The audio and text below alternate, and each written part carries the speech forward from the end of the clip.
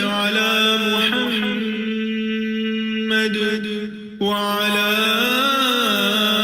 آل محمد كما باركت على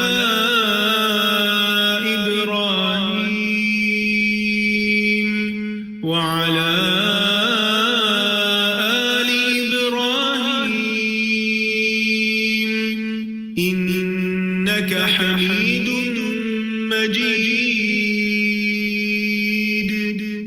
اللهم صل على محمد وعلى آل محمد كما صليت على إبراهيم وعلى آل إبراهيم إنك حميد مجيد. اللهم بارك على محمد وعلى آل محمد كما باركت على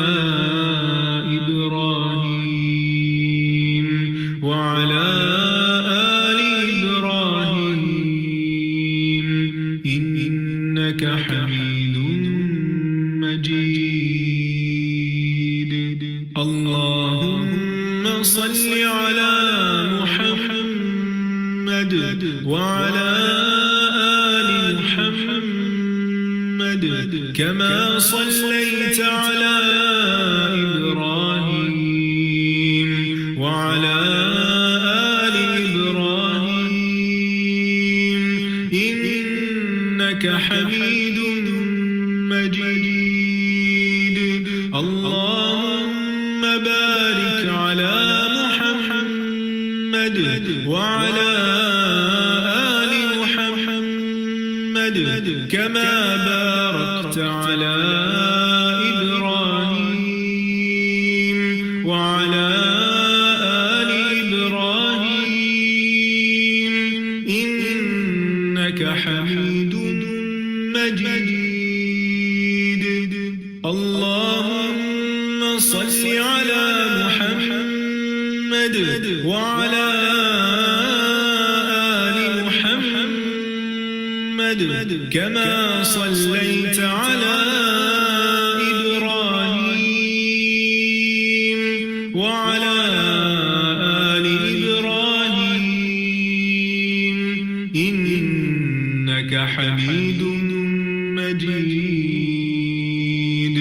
اللهم بارك على محمد وعلى آل محمد كما باركت على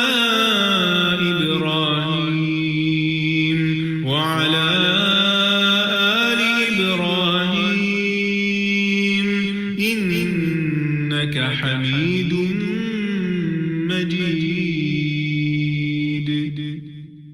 اللهم صل على محمد وعلى آل محمد كما صليت على إبراهيم وعلى آل إبراهيم إنك حميد مجيد. اللهم بارك على محمد وعلى آل محمد كما باركت على إبراهيم وعلى آل إبراهيم إنك حميد مجيد. اللهم صل على محمد وعلى آل محمد كما صليت على إبراهيم وعلى آل إبراهيم حميد مجيد اللهم بارك على محمد وعلى آل محمد كما باركت على إبراهيم وعلى آل إبراهيم إنك حميد مجيد اللهم صل على محمد وعلى آل محمد كما صليت على إبراهيم وعلى آل إبراهيم إنك حميد مجيد اللهم بارك على محمد وعلى آل محمد كما باركت على إبراهيم وعلى آل إبراهيم إنك حميد مجيد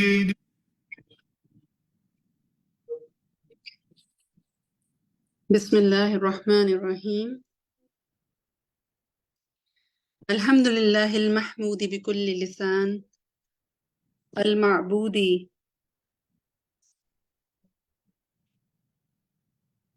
المعبود في كل زمان اختص وحده بالبقاء وكتب على جميع الخلائق الفناء ہر قسم کی تعریف اللہ کے لیے ہے جس کی تعریف ہر زبان سے کی جاتی ہے اور ہر زمانے میں اس کی عبادت کی جاتی ہے وہ اکیلا ہی باقی اور قائم رہنے کے ساتھ خاص ہے اور باقی تمام مخلوقات کے ساتھ اس نے فنا کو لازم کر دیا ہے السلام علیکم ورحمۃ اللہ وبرکاتہ A very warm welcome to all of you today انشاءاللہ آج کا تھوڑا سا ٹائم ٹیبل دیکھ لیتے ہیں کہ سب سے پہلے جو ہے انشاءاللہ ہم آپ سے جو ہے احادیث ان کو سنیں گے اس کے بعد جو ہے انشاءاللہ آپ کا لیسن ہوگا اس پر ڈسکشن ہوگی پھر کچھ ہم آپ کے ساتھ امپورٹنٹ اناؤنسمنٹس کو شیئر کریں گے اور اس کے بعد یہ کہ آخر میں آپ کا لیسن بیس جیسے کہ کوئز پول ہوتا ہے اسی طرح سے آپ کا لیسن بیس کوئز پول ہوگا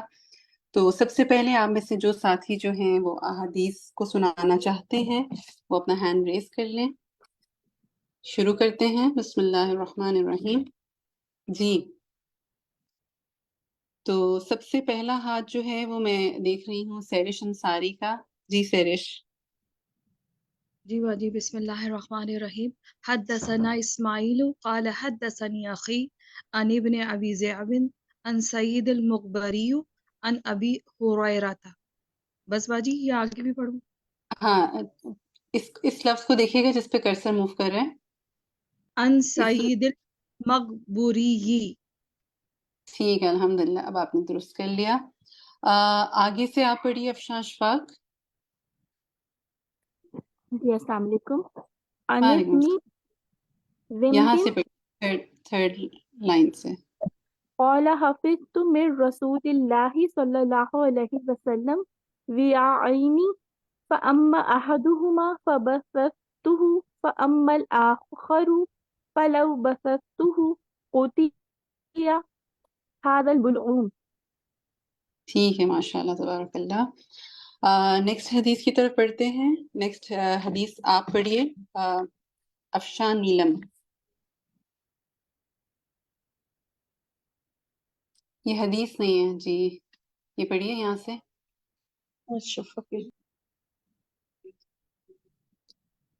جی افشان نیلم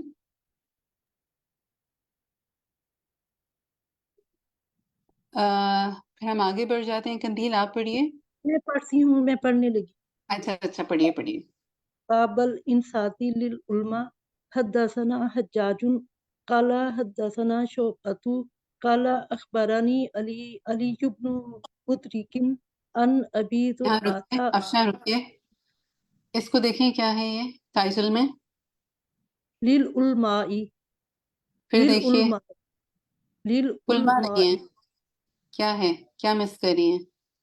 للعلماء اب آپ للعلماء درست پڑھیں، اب دوبارہ ایک دفعہ ذرا سر رک کے پڑھیے. باب الانصات للعلماء حدثنا اب حجاج یہاں جب آپ اس کو ملائیں گے تو پھر ضمہ کے ساتھ ملائیے نا، بابل. باب الانصات باب اس الانصات ہوں باب الانصات للعلماء حدثنا ٹھیک ہے، حجاج بس رک جائیے. قال الحمدللہ، بہت اچھی کوشش آپ کی. قندیل آگے آپ یہاں سے پڑھیے ان ابی سے. عن أبي زرعة عن جرير أن النبي صلى الله عليه وسلم قال له في حجة وداع استنصت الناس فقال لا ترجعوا بعدي كفارا يضرب بعضكم رقاب بعض. ٹھیک ہے، الحمدللہ، بہت اچھا پڑھا. اسی حدیث کو دوبارہ ایک دفعہ شروع کرتے ہیں. ناظرہ آپ پڑھیے شروع سے.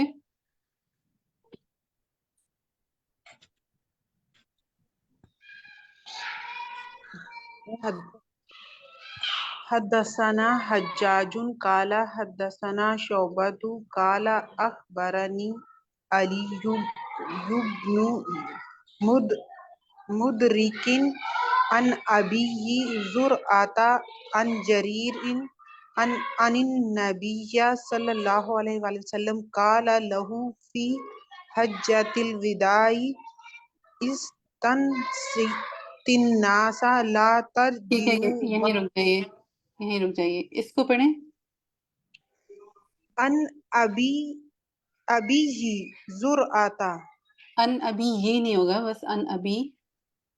ان ابی زرعتا اور آپ نے ٹائٹل نہیں پڑھا نا، اس کو پڑھیے ذرا دوبارہ.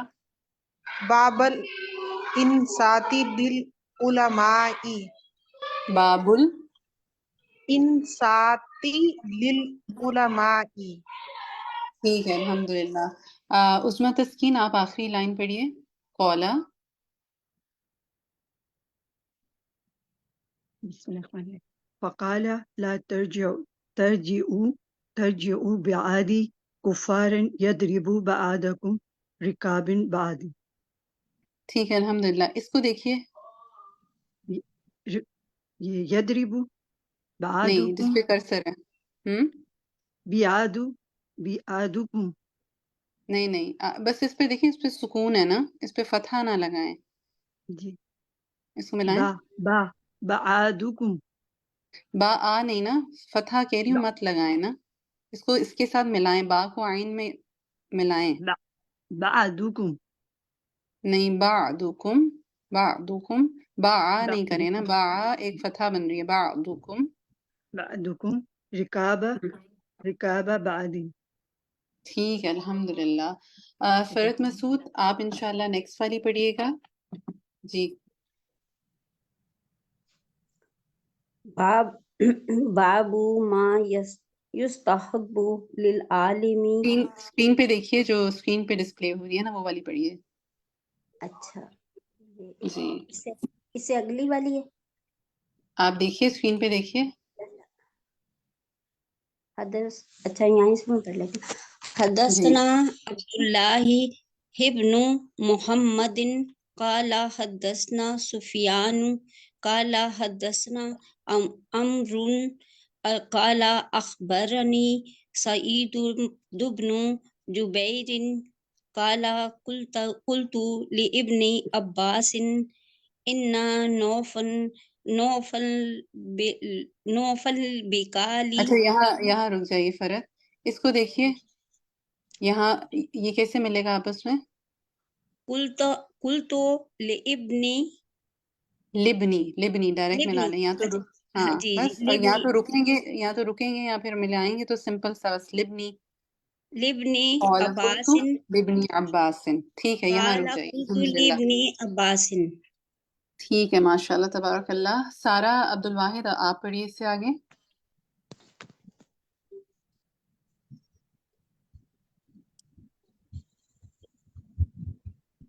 یہاں سے پڑھیے. ان نوفل بکالیہ یزعم ان موسیٰ لیس بموسیٰ بني إسرائيل إنما هو موسى آخر فقال كذب عدو الله. ٹھیک ہے ماشاء اللہ. اتنا حصہ دوبارہ پڑھیے. إن نوفل بكالية یہ دیکھیے با کے نیچے کسرہ. ہاں دوبارہ پڑھیے. ان نوفل بكالية. ٹھیک ہے الحمدللہ. اب آپ نے ٹھیک کر لیا اس کو. آگے بڑھتے ہیں. آگے جو ہے وہ آپ کو لاسٹ کلاس میں ایک ہوم ورک دیا گیا تھا جو آپ کے سامنے ہے. تو بتائیے پھر آپ نے جو سیکھا اس کو آگے کیسے شیئر کیا اور کیا کیا باتیں تھیں جو آپ نے اپنے فرینڈز اینڈ کلوز ونس کو بتائیں. آہستہ آہستہ ہاتھ نیچے ہوتے جا رہے ہیں. کسی نے کچھ نہیں بتایا؟ جی نسیم خان آپ بتائیے.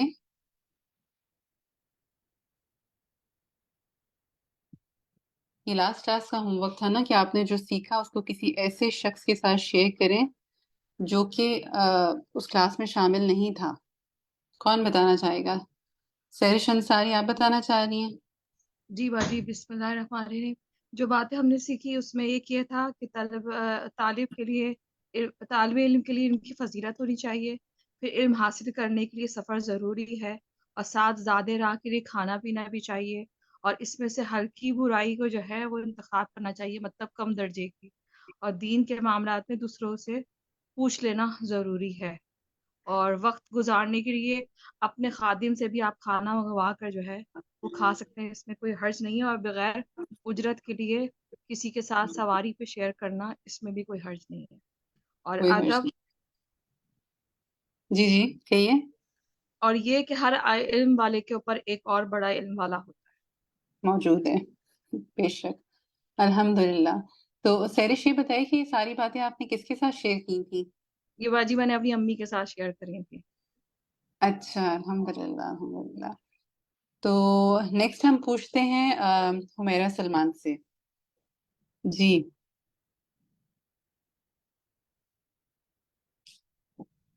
حمیرہ سلمان.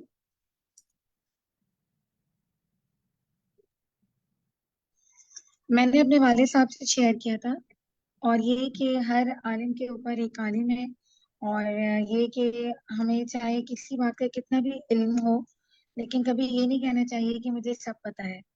اور یہ ایک طرح سے تکبر کی بات بھی ہے اگر آپ کو پتہ ہو لیکن اپنے علم کا جو سورس ہے وہ اللہ کی طرف منسوب کر دینا چاہیے اور یہی کہنا چاہیے کہ اللہ بہتر جانتا ہے.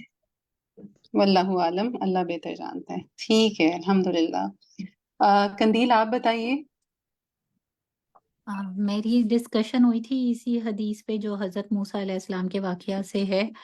تو اس میں یہی پوائنٹ ڈسکس ہوئے تھے میری فرینڈ سے جو کہ یہیں لنڈن آئی ہیں ریاض سے. تو وہ پھر ان سے اس ٹاپک پہ ڈسکشن ہوئی تھی کہ وہ کہہ رہی تھی کہ غرور اور تکبر بھی ہے اس میں نظر آتا کہ موسیٰ علیہ السلام میں یعنی انہیں لگا کہ ان سے بڑا عالم کوئی نہیں ہے. تو پھر میں نے ان سے کہا کہ اس میں یہ تھا کہ اللہ کی طرف انہیں کرنا چاہیے تھا, ان کو لوٹانا چاہیے تھا. تو کہہ رہی تھی انڈرسٹوڈ سی بات ہے, اللہ تعالیٰ ہی نے کائنات بنائی ہے, وہی خالق مالک ہے. تو اس میں یعنی وہ تھوڑا سا ان کو بھی نالج ہے, مجھے لگتا ہے میرے سے زیادہ عقل مند ہے, لیکن ان سے یہی ٹاپک پہ ڈسکشن رہی میری. تو اس میں نے کہا کہ to the point at the end یہی نکلتا ہے کہ علم کے لیے علم حاصل کرنے کے لیے صبر کی ضرورت ہے. تو ان سے ڈسکشن میں مجھے یہ بات پتا چلی کہ حضرت موسیٰ نے کہ وہ مجھ سے زیادہ علم والے ہیں, تو انہوں نے کہ وہ جو کام کر رہے تھے تو اس میں یہ کہہ رہے تھے کہ اپنے علم کے مطابق بتا رہے تھے کہ یہ تو ایسا نہیں ایسا ہے. تو میں نے کہا انہوں نے شروع میں ہی کہہ دیا تھا کہ جو تمہارے پاس علم ہے وہ میرے پاس نہیں, اور جو میرے پاس ہے وہ تمہارے پاس نہیں ہے. تو میں نے کہا اس پہ پھر انہیں یعنی میں نے اس چیز کی طرف مائل کرنے کی کوشش کی کہ ایسا نہیں ہے. وہ پہلے ہی کہہ چکے تھے کہ صبر نہیں کر سکتے.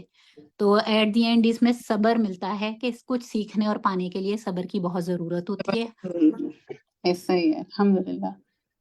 ٹھیک ہے. الکا نے اپنا ہینڈ ریز کیا تھا. السلام جی علیکم. الکا. وعلیکم السلام علیکم. السلام. میں نے بچوں کی ٹیچر سے بات کی تھی جو میرے بچوں کو پڑھانے آتی ہیں، تو وہ بھی صبر کے اوپر ہی تھی لائک. تو مجھے یہی بتایا کہ میں نے اس کو حضرت موسیٰ کی وہ ساری مثالیں دی، جیسے ان کی فش کھو گئی، رستہ بھول گئے، اور جیسے شیطان نے ان کو بہکایا، اور جیسے وہ حضرت ہجر سے علم کے ساتھ کے لیے چلے، اور بھی بار بار وہ سوال کرتے رہے کہ وہ کہہ رہی تھی بچے وہ سوال کر رہے ہیں. تو میں نے بھی ان کو تھوڑا سا سمجھایا، وہ سمجھ گئی، وہ بڑی امپریس ہوئی. تو پھر مجھے سے پوچھے لا پڑی آپ کہاں سے کلاس لیتی ہیں، میں نے وہ بھی بتایا سارا. تو پھر لائک میں نے ان کو اور بھی باتیں ڈسکس کی کافی، تو وہ بڑی امپریس ہوئی. تو کہتی ہیں very well done your knowledge. میں نے کہا تھینک یو سو مچ. اور پھر میں نے آپ سب کی تعریف کی کہ آپ لوگوں کی وجہ سے ممکن ہے، ادروائز ہم گھر بیٹھ کے اتنا زبردست نالج نہیں لے سکتے تھے. ویسے اللہ تعالیٰ کا فضل ہے ہم سب کے اوپر الحمدللہ. اچھا یہ بتائیں کہ یہ سارا واقعہ آپ میں سے کسی نے کسی گھر کے بچے کو یا کچھ بچوں کو جمع کر کے بھی سنایا؟ رابعہ بتائیں. جی رابعہ. میری بیٹی ہے، وہ ٹرانسلیشن پڑھ رہی ہے ابھی قرآن مجید کی. اردو ریڈنگ نہیں آتی تو انگلش کے لیے میں نے اس کے لیے اسپیشل بائی کیا تھا، اور وہ لکیلی آج کل سورہ کہف پہ تھی، اور اس ٹائم اچھا ماشاء اللہ. تو وہ میں اس کو ایکسپلین تو کر رہی تھی، لیکن مجھے کچھ جیسا خود بھی میری بہت اصلاح ہوئی، اور میں اللہ کا یہ شکر کر رہی تھی کہ کتنے اچھے ٹائم پہ یہ حدیث میرے سامنے آئی، حضرت موسیٰ اور حضرت خضر کا واقعہ جو تھا. اس کو میں نے بڑے اچھے طریقے سے ایکسپلین کیا، اور وہ پھر اپنے سے چھوٹی جو بہن ہے وہ اس کو اپنی لینگویج میں صحیح طرح سے ایکسپلین کرنا شروع ہو گئی تھی کہ that's how it all happened, you know. تو پھر وہ مجھے بڑا اچھا لگا کہ میرے لیے بہت اللہ تعالیٰ نے ایک رستہ کھول دیا، آسانی کر دی کہ میں بہت اچھے طریقے سے اوتھینٹک وے میں ان دونوں کو ایکسپلین کروں. الحمدللہ الحمدللہ. اچھا جناب، ہمارا صحیح البخاری کا جو خوبصورت سفر تھا وہ شروع ہوا تھا امام بخاری صحیح البخاری کے تعارف کے ساتھ. پھر ہم نے ایک نظر ڈالی تھی امام بخاری کے حالات زندگی اور علمی خدمات پر. ابھی تک ہم نے جو ہے کتاب الوحی اور کتاب الایمان اور کتاب العلم سے بہت سی احادیث جو ہیں وہ پڑھ لی ہیں. آج انشاءاللہ کتاب العلم بھی مکمل ہو جائے گی. ہم 125 سے 136 تک احادیث کو دیکھیں گے، اور انشاءاللہ نیکسٹ ویک سے آپ کو معلوم ہے کہ ایک ہم نیا ٹاپک جو ہے وہ سٹارٹ کرنے والے ہیں. اس کے بارے میں دوبارہ پھر بات کریں گے انشاءاللہ. تو اب آج کا لیسن جو ہے وہ شروع کرتے ہیں انشاءاللہ.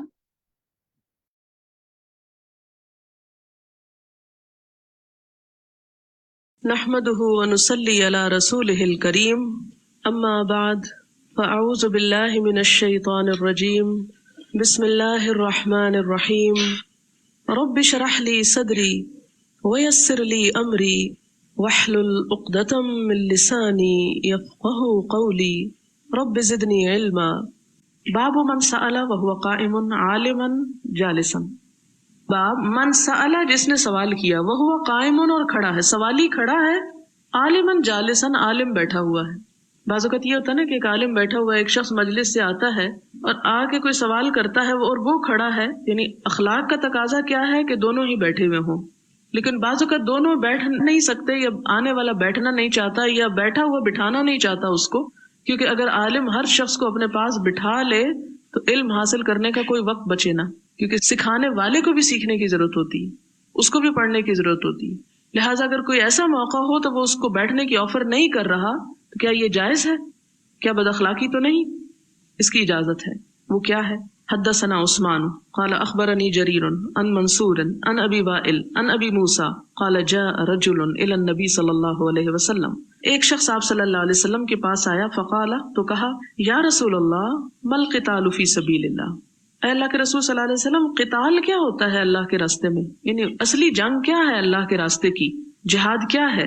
فإن أحدنا يقاتل غضبا، فإن، پس بے شک، أحدنا، ہم میں سے ایک، يقاتل، جنگ کرتا ہے، غضبا، غصے کی وجہ سے، انتقاماً یعنی، ويقاتل، اور جنگ کرتا ہے، لڑتا ہے، حمیتاً، غیرت کی وجہ سے کہ بےزتی ہوگی، عزت کا بدلہ لینا ہے. فرفع، تو آپ صلی اللہ علیہ وسلم نے اٹھایا، الیہ، طرف اس کے، رأسہ، اپنا سر. یعنی آپ مشغول تھے اس کا سوال سن کے، آپ نے اس کو دیکھا. قال، کہا، وما رفع الیہ رأسہ، اور نہ اٹھایا آپ نے اس کی طرف سر، الا انہ کان قائما، مگر اس لیے کہ وہ سوالی کھڑا تھا. یعنی آپ چونکہ بیٹھے ہوئے تھے، اپنا کام کر رہے تھے، سوالی نے سوال کیا تو آپ نے اس کو اوپر کر کے دیکھا اپنے سر کو. فقال، تو آپ نے فرمایا، من قاتل، جس نے جنگ کی لتکون کلمۃ اللہ تاکہ ہو اللہ کا کلمہ ہی العلیٰ وہی بلند، یعنی اللہ تعالیٰ کی بات ہی بلند ہو، اللہ کا نام بلند ہو، مراد یہ ہے فہو فی سبیل اللہ عز وجل، تو وہی دراصل اللہ کے راستے میں ہے. یعنی مسلمان کی جد و جہد اور جنگ کا اصل مقصود کیا ہونا چاہیے؟ نہ مال غنیمت نہ کشور کشائی، شہادت ہے مطلوب و مقصود مومن. تو یہ کلمت اللہ کی شہادت یعنی گواہی، اپنے عمل سے بھی اپنی زبان سے بھی کہ دراصل وہ بڑا ہے، اس کے لیے لڑنے آئے، اپنی ذات کے لیے لڑنے کو نہیں آئے. یہ وجہ ہے کہ امیر تیمور نے ایک مرتبہ کسی علاقے کو فتح کیا اور جو مفتوح تھے ان کی گردنیں کاٹ کے سٹیج بنایا اور اس پر وہ بیٹھا. اس نے پوچھا کہ کیا میرا یہ فعل درست ہے کہ میں نے ایسا انتقام لیا کہ ان کی گردنیں کاٹ کے اس کے اوپر آ بیٹھا ہوں. تو علماء کے گروہ میں سے ایک عالم نے یہی حدیث کوٹ کی اور کہا کہ نہیں، ہمارے جہاد کا مقصد لوگوں کو ذلیل و رسوا کرنا نہیں ہے، ان کی گردنیں کاٹنا نہیں ہے، بلکہ جہاد کا اصل مقصد اللہ کا نام بلند کرنا ہے. ہماری غرض اللہ کی رضا ہے نہ کہ کچھ اور. تو یہ درست نہیں. لیکن یہاں حدیث ظاہر ہے کہ کسی اور چیز کے استدلال کے لیے آئی ہے. اب آپ نے یہاں یہ بھی ملاحظہ کیا ہوگا کہ امام بخاری بعض اوقات حدیث کا جو مین حصہ ہوتا ہے اس سے استدلال لینے کی بجائے اس کے جو سائیڈز ہوتی ہیں یا وہ جس کانٹیکسٹ میں یا جس ماحول میں حدیث بیان ہوتی ہے یا آپ صلی اللہ علیہ وسلم نے جس خاص انداز سے اس کو سکھایا ہوتا ہے اس انداز کو کوٹ کرتے ہیں، اس سے دلیل لیتے ہیں، اس سے اجتہاد کرتے ہیں. اور یہ کتنا باریک اجتہاد ہے. اگر ہم یہ حدیث پڑھیں تو ہم کبھی نہ غور کریں کہ آپ صلی اللہ علیہ وسلم نے سر کیوں اٹھایا اور وہ شخص کھڑا تھا کہ بیٹھا تھا، اور اس سے ہمارے علم کی مجلسوں کے آداب کیا ہو سکتے ہیں یا کس کس چیز کی اجازت ہے. تو یہ ان کی خاص تفقہ کی دلیل ہے، فقیہ ہونے کی. باب السؤال والفتیا عند رمی الجمار، سوال کرنا اور جواب دینا، فتیا یعنی فتویٰ مانگنا، عند رمی الجمار یعنی رمی جمار کے وقت، کنکریاں مارنا شیطانوں کو حج کے موقع پر. کیا وہاں بھی کوئی علم سیکھا سکھایا جا سکتا ہے؟ یہ بتانا اصل میں کیوں مقصود ہے، یہ باب کیوں لائے ہیں؟ اس لیے کہ کیا علم صرف ایک کلاس روم کے اندر ہی ہوتا ہے یا کلاس روم کے باہر بھی کچھ سیکھا جا سکتا ہے، اور خاص طور پر کچھ مخصوص عبادات کے وقت بھی ہم کچھ سیکھ سکتے ہیں. حدثنا ابو نعیم قال حدثنا عبد العزيز بن ابي سلمة عن الزهري عن عيسى بن طلحة عن عبد الله بن عمرو قال رأيت النبي صلى الله عليه وسلم عند الجمرة، یہ جمرۃ العقبہ ہے، وهو يسأل، آپ پوچھے جا رہے تھے. فقال رجل یا رسول اللہ نحرت قبل ان ارمی، قال ارمی ولا حرج. قال آخر یا رسول اللہ حلقت قبل ان انحر، قال انحر ولا حرج. فما سئل عن شيء قدم ولا اخر الا قال افعل ولا حرج. یہ حدیث پہلے ہو چکی ہے. باب قول اللہ تعالی، اللہ تعالیٰ کا فرمان، وما اوتیتم من العلم الا قلیلا، کہ تمہیں علم میں سے بہت تھوڑا ملا ہے. یہ قرآن پاک کی آیت ہے. مثلاً آپ دیکھیں کہ باقی کائنات تو چھوڑیں، صرف اپنے جسم کے بارے میں اگر ہم سوچیں کہ ہم کتنا جانتے ہیں تو کہا جاتا ہے کہ اب تک جتنی تحقیقات ہوئی ہیں اس کے مطابق صرف 30% جان سکا انسان اپنی باڈی کو. اور یہ میرا اور آپ کا جاننا نہیں، بڑے بڑے محققین اور سائنسدانوں کا جاننا ہے. بہت سی چیزیں ابھی تک ایسی ہیں کہ جن کے فنکشنز یعنی باڈی کے فنکشنز، ان کے ریئیکشنز، ان کے عمل جو ہے اس کے بارے میں صحیح معلومات نہیں ہیں، اندازے اور گمان اور قیافے ہیں. حدثنا قیس بن حفص قال حدثنا عبد الواحد قال حدثنا الأعمش سليمان عن إبراهيم عن علقمة عن عبد الله قال بين أنا أمشي مع النبي صلى الله عليه وسلم في خرب المدينة. عبداللہ بن مسعود کہتے ہیں، یہاں عبداللہ جو ہے نا یہ عبداللہ بن مسعود ہیں، کہتے ہیں کہ اس اسنا میں کہ میں چل رہا تھا آپ صلی اللہ علیہ وسلم کے ساتھ مدینہ کے ویران علاقے میں. خرب ویران علاقہ. وہو یتوکا، اور آپ ٹیک لگائے ہوئے تھے یا سہارا لے رہے تھے، علی اسیبن کھجور کی چھڑی پر، یعنی لاٹھی ٹیک کے چل رہے تھے، معہو جو آپ کے پاس تھی. فمر بنفر من الیہود، تو آپ گزرے یہودیوں کے ایک گروہ پر، یعنی آپ کا گزر اس دوران یہود کی ایک جماعت پر ہوا. فقال بعضهم لبعض، تو یہودیوں میں سے بعض نے بعض سے کہا، آپس میں کہنے لگے، سلوہ عن الروح، پوچھو اس سے روح کے بارے میں، یعنی آپ صلی اللہ علیہ وسلم کو دیکھ کر کیا کہا، ان سے روح کے بارے میں سوال کرو. وقال بعضهم، اور بعض نے کہا، لا تسألوہ، نہ پوچھو اس سے، لا یجیء فیہ بشیء، تاکہ نہ لائے اس میں کوئی چیز تکرہونہ، جس کو تم ناپسند کرتے ہو. یعنی آپ صلی اللہ علیہ وسلم سے مت پوچھو، اس لیے ہو سکتا کوئی ایسا جواب دیں جو تم کو اچھا نہ لگے، نفرت اور عداوت جو تھی آپ کے خلاف. فقال بعضهم، ان میں سے بعض نے کہا، لنسألنہ، ہم تو ضرور پوچھیں گے، ہم ضرور پوچھیں گے. فقام رجل منہم، تو ایک شخص ان میں سے کھڑا ہو گیا، یعنی پوچھنے کے لیے. فقال یا ابا القاسم، یہ نہیں کہا یا رسول اللہ، کہا یا ابا القاسم، اے ابو القاسم، مر روح، یہ روح کیا ہے؟ فسکتا، تو کیا ہوا؟ خاموش ہو گئے، یعنی یہ سن کر آپ چپ ہو گئے، آپ نے کوئی جواب نہیں دیا نبی صلی اللہ علیہ وسلم نے۔ فقلت، تو میں نے کہا، کس نے؟ عبداللہ بن مسعود نے، انہ یوحا الیہ، کہ آپ پر وحی اتر رہی ہے۔ یہ آپ کی خاموشی کس بات کی علامت ہے؟ کہ وحی آنا شروع ہو گئی۔ یہاں روح سے مراد روح بھی ہو سکتی ہے اور وحی الہی بھی۔ انہوں نے وحی کے بارے میں سوال کیا، اللہ تعالیٰ نے جواب صرف زبان سے ہی دلوایا، عملی نمونہ بنا کے دکھا دیا۔ فقمت، میں کھڑا ہو گیا۔ فلما انجلی عنہ، تو جب آپ سے وحی کا آنا ختم ہو گیا، فقال، تو فرمایا، یعنی آپ نے یہ آیت پڑھی۔ کس نے پڑھی؟ نبی صلی اللہ علیہ وسلم نے، اور یہ آیت اسی وقت اتری تھی۔ وَيَسْأَلُونَكَ عَنِ الرُّوحِ، یہ سوال کر رہے ہیں آپ سے روح کے بارے میں۔ قل، آپ کہہ دیجئے، الروح من امر ربی، کہ روح میرے رب کا حکم ہے یا میرے رب کے امر میں سے ہے۔ وما اتوا من العلم الا قلیلا، اور نہیں وہ دیے گئے علم میں سے مگر تھوڑا۔ قال الاعمش ہی کذا فی قراءتنا، اعمش کہتے ہیں ہماری قراءت میں یہ اتو پڑھا گیا ہے، اوتی تم کی بجائے۔ یہ سبع قراءات جو لوگ علوم القرآن پڑھ چکے ہیں یا پڑھیں گے وہ اس مسئلے کو سمجھ سکتے ہیں، فی الحال میں اس کی بحثوں میں نہیں جاؤں گی۔ مراد اس سے کیا ہے کہ لوگوں نے آپ سے پوچھا اور آپ نے جواب دیا، اور ساتھ ہی کیا بتایا کہ ایسی باتیں مت پوچھو جن کو تم سمجھ ہی نہیں پاتے۔ اور آپ کو معلوم ہوگا کہ جدید نفسیات ابھی تک روح کی حقیقت کو نہیں پہنچی کہ روح کیا چیز ہے۔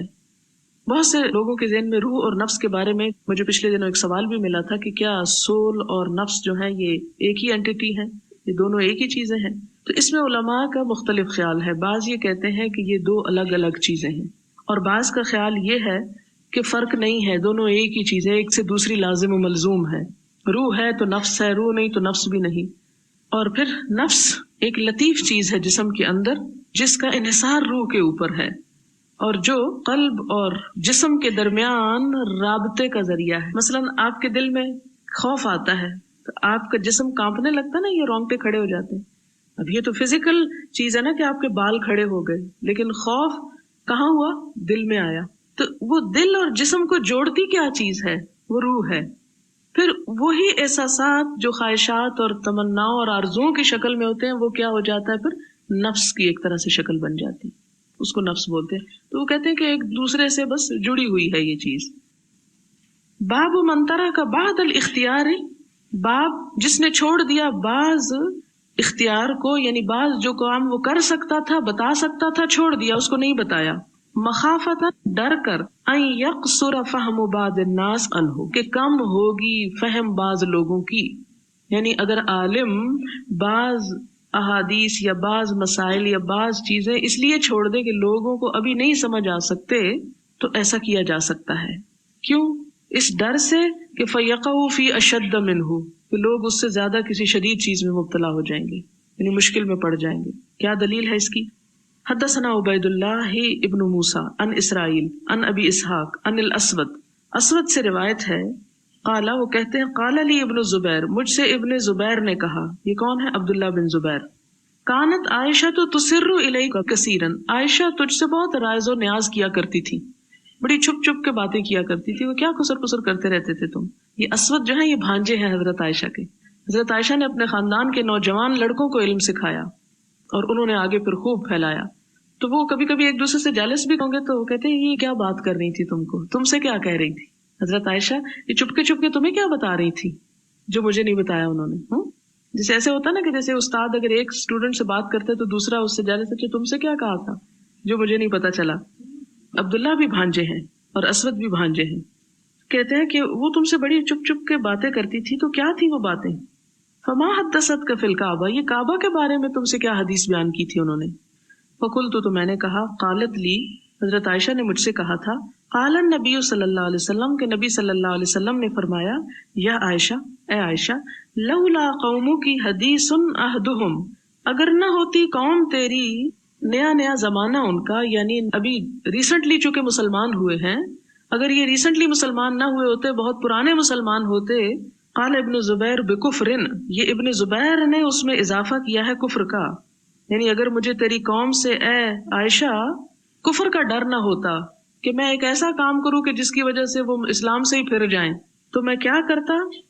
لنقصت الکعبہ، میں کعبہ توڑ دیتا، فجعلت لها بابین، اس کے 2 دروازے بناتا جیسے ابراہیم علیہ السلام نے بنائے تھے، کعبہ کی شیپ بدلتا، اس کے اندر کچھ آلٹریشنز کرتا، اور وہ کیا ہوتی؟ فجعلت لها بابین، اس کے 2 دروازے بنا دیتا، جہاں پر اب ایک دروازہ بالکل اس کے اپوزٹ سمت پہ ایک دوسرا دروازہ بھی تھا. لیکن کیا ہوا؟ دور جاہلیت میں جب کعبہ کی تعمیر ہوئی تو انہوں نے ایک دروازہ بند کر دیا. آپ صلی اللہ علیہ وسلم نے جب مکہ فتح کیا تو آپ نے خواہش کی کہ کعبہ کو میں اسی شکل پہ لے جاؤں جس طرح ابراہیم علیہ السلام نے بنایا تھا، لیکن آپ نے نہیں کیا. کیوں؟ اس ڈر سے کہ لوگ نئے نئے مسلمان ہوئے ہیں اور میں ایک ایسے کام میں پڑ جاؤں جو فرض بھی نہیں، سنت بھی نہیں، صرف ایک خواہش ہے، ایک زیادہ بہتر صورت ہے اس کی، یعنی ایک عمارت ایسے نہیں ایسے ہو جائے. بابن یدخل الناس و بابن یخرجون، ایک دروازے سے لوگ اندر جائیں اور دوسرے سے باہر آئیں. ذرا دیکھیں آپ صلی اللہ علیہ وسلم کی سمجھ بوجھ. آج ہم اور قوموں کے نقالی میں آؤٹ اور ان لکھ لیتے ہیں اور ایک دروازہ پھر بھی باندھی رکھتے ہیں، استعمال کوئی نہیں کرتے. اکثر گھروں میں، اداروں میں، ہاسپٹلس میں لکھا دونوں ہوتے ہیں مگر استعمال ایک ہو رہا ہوتا ہے، اور خوب کھینچا تانی اور ازدحام اور ایک ہنگامہ خیزی ہوتی ہے. آپ دیکھیں کہ آپ صلی اللہ علیہ وسلم نے کیسا ڈسپلن سوچا کہ میں کیا کروں، 2 دروازے بنا دوں، ایک سے لوگ اندر جائیں دوسرے سے. لیکن آپ صلی اللہ علیہ وسلم نے ایسا نہ کیا. ٹھیک ہے، ایک بڑی اچھی چیز ہے، لیکن ابھی قوم متحمل نہیں، قوم یہ نہیں برداشت کرے گی کہ میں کعبے میں کوئی تبدیلی کروں. ففعلہ ابن الزبیر، تو عبداللہ بن زبیر نے یہ بات سن لی حضرت عائشہ کی اور انہوں نے اس کو کر دیا، 2 دروازے بنا دیے. ذرا سی میں آپ کو اس میں بیک گراؤنڈ بتا دوں کہ بیت اللہ شریف کی سب سے پہلی تعمیر جو تھی حضرت آدم علیہ السلام نے کی تھی، اور آپ کے ساتھ فرشتے شریک ہوئے تھے، بڑے بڑے بھاری پتھر لے کے آئے تھے، کیونکہ اس وقت سٹون کٹرز بھی نہیں تھے اور ایسی کوئی چیز ایجاد نہیں ہوئی تھی. تعمیر کا سلسلہ تو بعد میں شروع ہوا، تو سب سے پہلے حضرت آدم علیہ السلام نے تعمیر کیا، فرشتے ساتھ تھے. طوفان نوح آیا تو کعبے کو اٹھا لیا گیا، معدوم ہو گیا کعبہ، آسمان پہ لے جایا گیا، جسے اب بیت المعمور کہا جاتا ہے.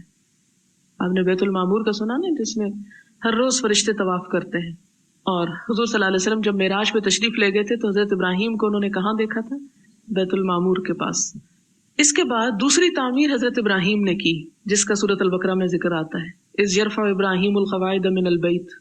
اس کے بعد حضور صلی اللہ علیہ وسلم کے نبوت سے یا بعثت سے پہلے ایک تعمیر ہوئی تھی، یاد ہے؟ وہ چھوٹے تھے اور پتھر اٹھا کے لے جا رہے تھے، اور پھر اس کے بعد وہ جب خاص پتھر حجر اسود رکھنے کا وقت آیا تو لوگوں میں فساد ہونے لگا، تو آپ سب سے پہلے صبح تشریف لائے، چادر بچھائی، سب کو ساتھ شریک کیا اور آپ نے وہ پتھر رکھا تھا. یہ نبوت سے پہلے کا واقعہ ہے. اور انہوں نے کیا کیا قریش نے کہ وہ حتیم کا حصہ چھوڑ دیا کیونکہ تعمیری سامان کم تھا، دروازے جو تھے وہ 2 کی بجائے 1 کر دیے، نہیں کچھ اس میں چینجز اصل نقشے میں کر دی تھی. آپ صلی اللہ علیہ وسلم نے جب مکہ فتح کیا تو آپ کو بڑا دل چاہا کہ اس کو اس اصل شکل میں جو حضرت ابراہیم علیہ السلام نے بنائی تھی اس میں لے جاؤں، لیکن آپ نے یہ کام نہ کیا. کیوں؟ کہ لوگ ابھی نئے نئے مسلمان ہوئے ہیں، وہ فتنے میں پڑ جائیں گے، تو ان کو فتنے میں نہیں ڈالنا چاہیے. اس سے کیا پتہ چلتا ہے کہ ایسا کام نہیں کرنا چاہیے کہ جس سے لوگ ایمان کی طرف آنے کی بجائے اور بہک جائیں، خواہ وہ اسلام کے نام پر ہی کیوں نہ ہو. ہاں، اصولوں میں اور فرائض میں کوئی کمپرومائز نہیں آپ کر سکتے، فرض ہے، لیکن ایسی چیزیں جو ایک زیادہ بہتر ہے، ایک ذرا کم بہتر ہے، لیکن دونوں میں ہی کوئی حرام بات نہیں یا غلط بات نہیں، تو اس صورت میں آپ اس کو چھوڑ دیں. ہمارے ہاں لوگ کن چیزوں پہ بحث کرنے لگتے ہیں؟ نان ایشوز پر، کہ جو اصل مسئلہ نہیں ہوتا، اور جو اصل مسئلہ ہوتا ہے اسے بھولے رہتے ہیں. تو اس چیز سے بچنا چاہیے. پھر اس کے بعد کیا ہوا؟ یزید کے دور میں آپ سب کو معلوم ہے کہ مکہ پر حملہ ہوا تھا، منجنیکوں سے پتھر مارے گئے، کعبہ پہ بھی پڑے اور کعبہ گر پڑا. لہٰذا عبداللہ بن زبیر نے اس کو تعمیر کروایا تھا. انہوں نے چونکہ یہ حدیث سن رکھی تھی، اس لیے کیسے تعمیر کروایا؟ وہی حضور صلی اللہ علیہ وسلم کی خواہش کے مطابق. اب کیا ہوا؟ حجاج کا دور آیا. حجاج نے چونکہ عبداللہ بن زبیر کا وہ مخالف تھا، لہٰذا پھر اس کو ویسا ہی کر دیا جیسے پہلے تھا، قریش کی تعمیر کے مطابق. اب ہوا یہ کہ جب خلفائے بنو عباس آئے، وہ امویوں کے دشمن تھے، انہوں نے پھر چاہا کہ عبداللہ بن زبیر کی تعمیر پہ لے جائیں. امام مالک آڑے آ گئے، انہوں نے کہا خدا کے لیے اس کو تختہ مشق نہ بناؤ، ایک آتا ہے کچھ کرتا ہے، دوسرا آتا ہے کچھ بناتا ہے، اس کو چھوڑ دو جیسے ہے. اب ٹھیک ہے، قریش کی تعمیر پہ ویسے ہی رہنے دو، مت کرو تم اس کو حضور کی خواہش کے مطابق. کیوں؟ اس لیے کہ ہر بادشاہ آئے گا اور وہ کعبہ کو ہی ڈھاتا اور بناتا رہے گا، اس کی حرمت کے خلاف ہے یہ بات.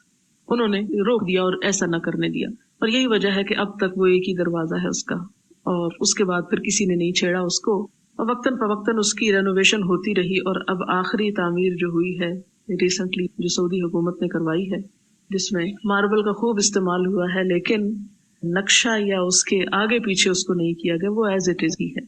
اصل مقصد یہاں حدیث بیان کرنے کا یہ تھا کہ ایسی چیزوں کو ایشوز نہیں بنانا چاہیے کہ جس کی وجہ سے مسلمانوں میں اختلاف یا تفرقہ پڑ جائے، کہ جو نہ فرض کے حکم میں ہے، نہ سنت کے حکم میں ہے، نہ نفل کے حکم میں ہے، بس ایک اچھی بات ہے۔ یعنی آپ اگر کسی سے جھگڑتے ہیں، اختلاف کرتے ہیں، تو خدا کے لیے ان باتوں میں جہاں حلال اور حرام کی بحث ہے، ان میں نہیں کہ جہاں ایک زیادہ افضل اور ایک کم افضل کی۔ اب مثال کے طور پر جیسے ہم لوگ نماز پڑھتے ہیں تو نماز کے اندر تھوڑا تھوڑا طریقے میں فرق نظر آتا ہے، کچھ آپ احادیث پڑھیں گے اس میں بھی آپ کو کچھ چیزیں ملیں گی جو شاید آپ نہ کرتے ہوں۔ اب ایسی چیزوں کو لے کر لوگوں نے مسجدیں الگ بنا لی، فسق اور کفر کے فتوے لگانے لگ گئے، حالانکہ نماز کے وہ نہ ارکان میں سے ہے، نہ وہ فرائض میں سے ہے، نہ وہ واجبات میں سے ہے، مستحب ہے، کوئی چیزیں مسنون ہے، اور ہم نے ان کو فرض کا درجہ دے کے لوگوں کو بانٹ دیا، مسجدیں الگ کر دی۔ یہاں ہمارے ہاں تو مسجدیں ضاد اور ضاد کہنے پہ بھی الگ ہوئی ہیں۔ تو یہ سب جہالت کی باتیں ہیں۔ ہاں اصول پہ آپ کسی سے اختلاف کر سکتے ہیں، مگر نفل اور سنت اور مستحب اور افضل اور غیر افضل پہ ایک دوسرے کے ساتھ قطع تعلق ہی نہ کریں۔ آگے ہے باب من خص بالعلم قوما دون قوم، باب اس بات کا کہ مخصوص کیا جائے علم کے ساتھ ایک گروہ کو دون قوم، دوسری گروہ کے علاوہ، دوسروں کے سوا، کراہیتاً اس بات کو ناپسند کرتے ہو کہ اللہ یفہمو، دوسرے لوگ یہ سمجھ نہ سکیں گے۔ وقال علی، اور حضرت علی کا قول ہے، حدث الناس بما یعرفون، لوگوں کو وہ باتیں بتاؤ جو وہ سمجھتے ہوں۔ اتحبون ان یکذب اللہ ورسولہ، کیا تم چاہتے ہو کہ اللہ اور اس کا رسول جھٹلا دیے جائیں؟ یعنی سارا علم سب کے لیے ضروری نہیں ہے، کچھ باتیں مخصوص لوگوں کو سکھائی جا سکتی ہیں۔ اب مثال کے طور پر یہ جو بخاری کی بات ہوئی تو اس کے لیے میں نے ایک شرط لگائی تھی کہ وہ لوگ آئیں جنہوں نے قرآن پڑھ رکھا ہے یا پڑھنے کے لیے داخلہ لے رہے ہیں، کہ اگر ابھی نہیں سمجھ آئے گی تو سال بھر میرے پاس ہے، میں ان کو سمجھا دوں گی جو باتیں نہیں سمجھ آئی ہوں گی۔ لیکن جن لوگوں نے ابھی تک قرآن کا ترجمہ نہیں پڑھا وہ حدیث نہ پڑھیں، کیونکہ شاید ان کو پوری طرح بات سمجھ نہ آئے تو ان کے دماغ میں خلل ہو جائے۔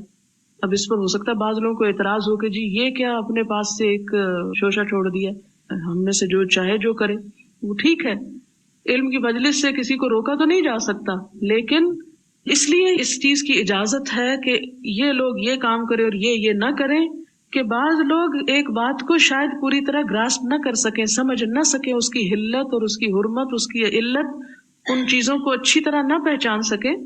تو اس پر حضرت علی رضی اللہ تعالیٰ عنہ کا قول ہے کہ لوگوں کو وہ باتیں بتاؤ جو وہ سمجھ سکیں، ان کی عقل سے بالا باتیں نہ کرو۔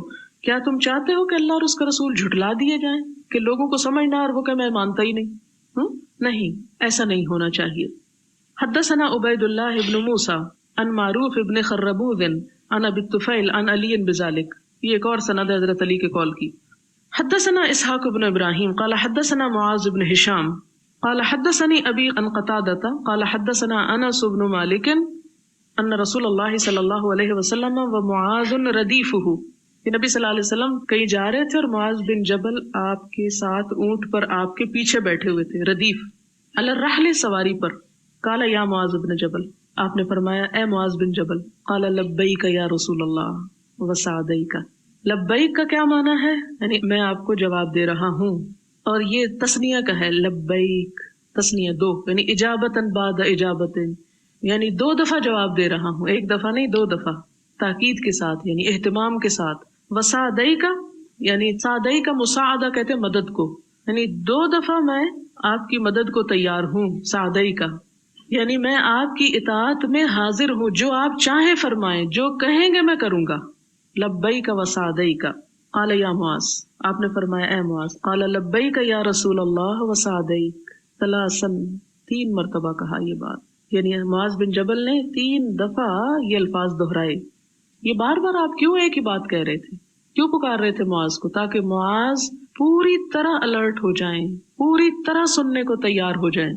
قال، آپ نے فرمایا ما من احد یشہد، کوئی ایسا نہیں جو گواہی دے اللہ الہ الا اللہ وان محمد الرسول اللہ، کہ لا الہ الا اللہ محمد الرسول اللہ، صدقا من قلبہ، سچے دل سے، یعنی سچائی سے اپنے دل کی، الا حرمہ اللہ علی النار، مگر یہ کہ اللہ اس کو آگ پر حرام کر دے گا۔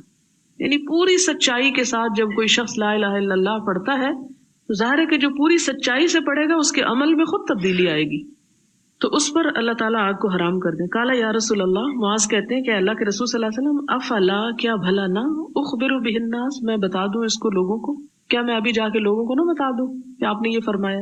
فیستبشروا، کہ وہ خوشیاں منائیں، خوش ہو جائیں. قال اذن یتکلوا، کہا نہیں ابھی نہیں بتاؤ، کہ وہ توکل کر بیٹھیں گے، یعنی عمل نہیں کریں گے. پھر وَأَخْبَرَ بِهَا مُعَاذٌ عِنْدَ مَوْتِهِ، معاذ رضی اللہ تعالیٰ عنہ نے اس حدیث کو مرنے سے پہلے بتا دیا، تأثماً، گناہ کے ڈر سے، کہ میں چھپا کے ایک علم کو نہ مروں. یہ تھی ان کی حرص. حدثنا مسدد قال حدثنا معتمر قال سمعت ابی قال سمعت انسا قال ذکر لی ان النبی صلی اللہ علیہ وسلم قال لمعاذ، آپ صلی اللہ علیہ وسلم نے حضرت معاذ سے کہا، من لقی اللہ، جو اللہ سے ملاقات کرے گا، لا یشرک بہ شیئا، نہ شریک ٹھہرائے گا اس کے ساتھ کوئی چیز، دخل الجنہ، وہ جنت میں داخل ہوگا. قال الا ابشر الناس، وہ پوچھتے کیا میں لوگوں کو بشارت نہ دے دوں؟ قال لا، کہا نہیں. اخاف ان یتکلوا، مجھے ڈر ہے کہ وہ توکل کر کے بیٹھ جائیں گے، کوئی کام نہیں کریں گے. کیونکہ صدق کے دل سے لا الہ الا اللہ پڑھنا تو عمل کا تقاضا کرتا ہے. کہیں شیطان ان کے دل میں یہ نہ ڈال دے کہ ہاں تمہارا قول بڑا سچا ہے اور کوئی کچھ نہ کرو. یعنی ایسی حدیثیں لوگوں کو مت عام کرو جس سے لوگ عمل سے دور ہو جائیں. باب الحیا فی العلم، علم میں حیا کرنا. اب یاد کر لیں وہ حدیث کہ جس نے حیا کیا اللہ نے اس سے حیا کیا، پیچھے گزر چکی ہے.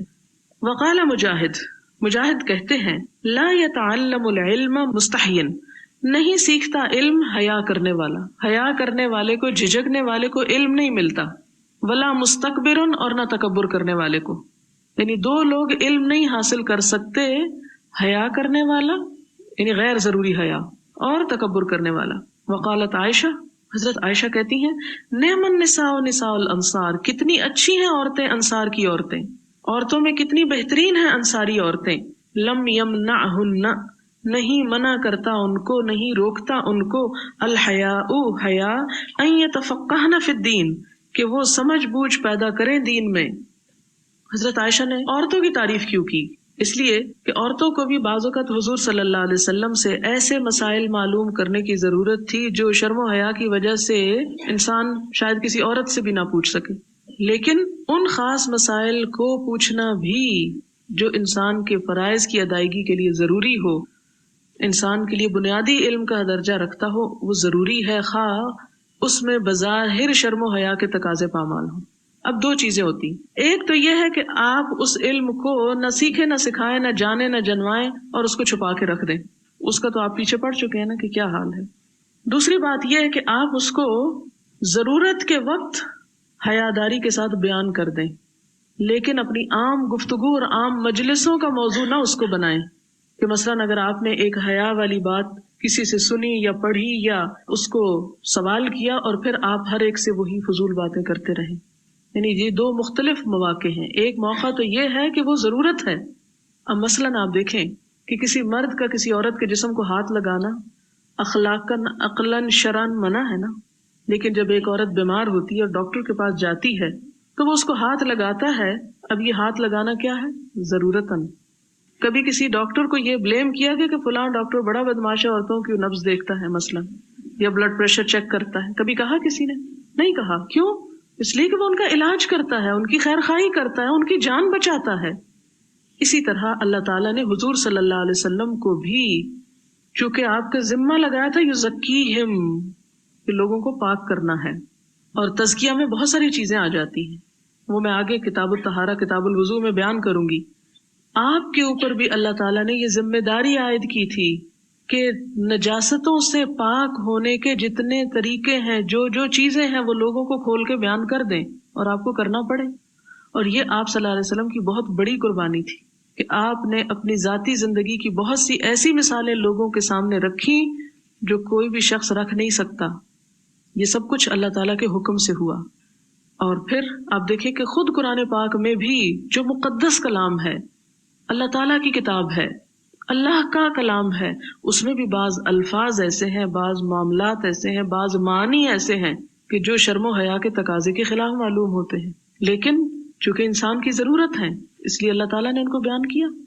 بہت سے لوگ حدیث پر خصوصاً قرآن پہ جرأت نہیں کرتے، حالانکہ اس میں بھی ایسی باتیں ہیں. لیکن حدیث پر بہت زبان درازی کرتے ہیں اور یہ کہتے ہیں کہ جی حضور صلی اللہ علیہ وسلم کا یہ روپ تو ہم کو بالکل پسند نہیں، اور یہ باتیں بیان کا آپ نے بڑی بے حیائی کی باتیں کی ہیں اور شرم و حیا کے تقاضوں کو پامال کیا، اور اس قسم کی باتیں کرتے ہیں۔ آپ دیکھیں کہ دو چیزیں تھی، ایک تو یہ کہ جب آپ صلی اللہ علیہ وسلم انسانی زندگی کے اس حصے کو بالکل ٹچ نہ کرتے، اور آپ کر سکتے تھے، کوئی آپ کے لیے مجبوری نہیں تھی، لیکن چونکہ اللہ تعالیٰ نے آپ کو ذمہ داری دی اس لیے آپ کو کرنا تھا، اور انسانوں کو زندگی کے ہر گوشے میں مدد دینا تھی۔ یہود نے بھی ایک دفعہ مذاق اڑایا تھا۔ یہودیوں نے کیا مذاق اڑایا؟ جی تمہارا پیغمبر تو تمہیں یہ بھی بتاتا ہے کہ ٹوائلٹ میں بیٹھتے کیسے ہیں۔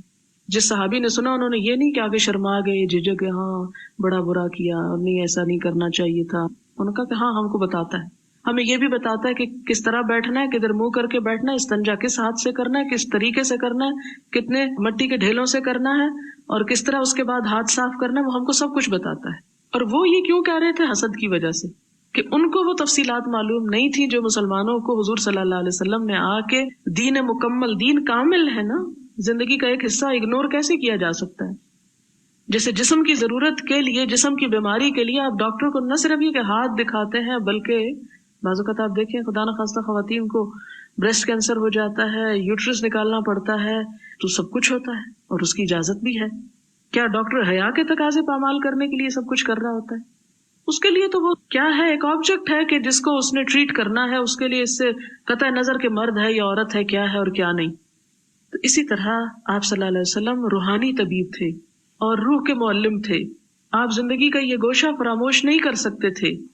اللہ تعالیٰ نے قرآن پاک میں ایسی آیات اتاری، ایسی چیزیں نازل کی کہ جس کی وضاحت آپ کو کرنا تھی اور آپ نے کی، اور اس میں پھر مرد عورت کا فرق بھی نہیں رکھا گیا۔ مردوں سے متعلق مسائل بھی بتائے گئے، عورتوں سے متعلق سوال کیے جانے والے وہ بھی بتائے گئے۔ بہت سے لوگ یہ بھی کہتے ہیں کہ جی شادی سے پہلے وہ باتیں نہیں پتہ ہونی چاہیے جو شادی کے بعد تو بس ٹھیک ہے، لیکن آپ مجھے یہ بتائیں کہ آج کی بچیوں میں کتنی بچیاں واقعی ایسی جنہیں شادی سے پہلے یہ نہ پتا ہو کہ شادی کیا چیز ہے؟ آپ اپنے کلاس 4 اور 5 کے بچے کو دیکھیں کہ جب وہ پروڈکشن کے بارے میں پڑھتا ہے، پروڈکشن، ری پروڈکشن اور یہ نسل انسانی اور دوسرے کے بڑھنے کے بارے میں، اس کو کس بات کا نہیں پتا ہوتا؟ جب آپ کے بچے اسکولوں میں یہ سب باتیں پڑھ لیتے ہیں، انسائکلوپیڈیاز میں ہر تصویر دیکھ لیتے ہیں، سارے ایسے ماڈل ان کو دکھا دیے جاتے ہیں، سب کچھ سمجھا دیا جاتا ہے، تو ایک دین ہی کے معاملے میں آ کر جب بات ایسی کوئی بتائی جائے تو پھر وہ ادب اور احترام اور تقدس اور روحانیت کے خلاف یہ سارے خول ہیں چڑھائے ہوئے۔ اس کا یہ مطلب نہیں کہ ہم ہر مجلس اور ہر محفل میں بیٹھ کے ایسی باتیں کرنا شروع کر دیں، لیکن اس کا یہ مطلب بھی نہیں کہ انسانی جسم اور ضروریات اور فطرت کے ان تقاضوں کو یکسر پرے پھینک دیں۔ اب آپ دیکھیں کہ انسان کے اوپر بہت ساری جو حالات گزرتے ہیں، جیسے غسل جنابت ہے، قرآن میں اس کا ذکر ہے۔ اب آپ قرآن کی آیت نکال دیں، غسل جنابت کا ذکر ہے، آپ بچوں کو نہیں پڑھائیں قرآن، آپ بچوں کو بچا کے کس پلانٹ پہ بھیجیں گے جہاں ان کو کسی بات کا پتہ نہیں چلے گا؟ ایک نیچرل فطری انداز میں آپ ان کو سب بتا دیں۔ ٹھیک ہے کہ آپ ان کو اس ایج میں بتائیں، اور اسی لیے میں ہمیشہ کہا کرتی ہوں کہ 15 سے پہلے آپ قرآن نہ پڑھائیں بچوں کو پورے کا پورا، چند آیات احکام کہانیوں کی شکل میں بتا دیں، لیکن جب بلوغت کو ایک بچہ پہنچ جاتا ہے، اس کے فزیکل چینجز اس کے اندر آنے لگتی ہیں، اس کا جسم ان سارے احساسات کو محسوس کرنے لگ جاتا ہے، تو اس کے بعد اس کو اگر آپ صحیح گائیڈنس نہیں دیں گے، پھر بھٹکنے کا بھی اس کو بہت اندیشہ ہے۔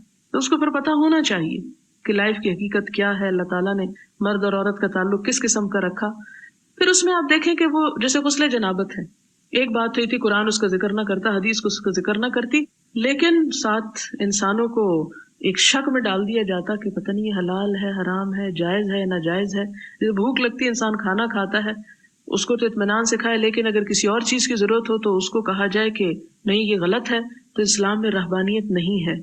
اسلام نے ان جذبات کو دبایا نہیں، ان کو ایک چینلائز کیا، صحیح رستہ دکھایا۔ پھر اس کے بعد جیسے غسل کی حکمت بتانی چاہیے کہ یہ سب کچھ انسان کے اوپر انسان کی حیوانیت کا غلبہ ہوتا ہے جو انسان کی روحانیت میں حائل ہوتی ہے۔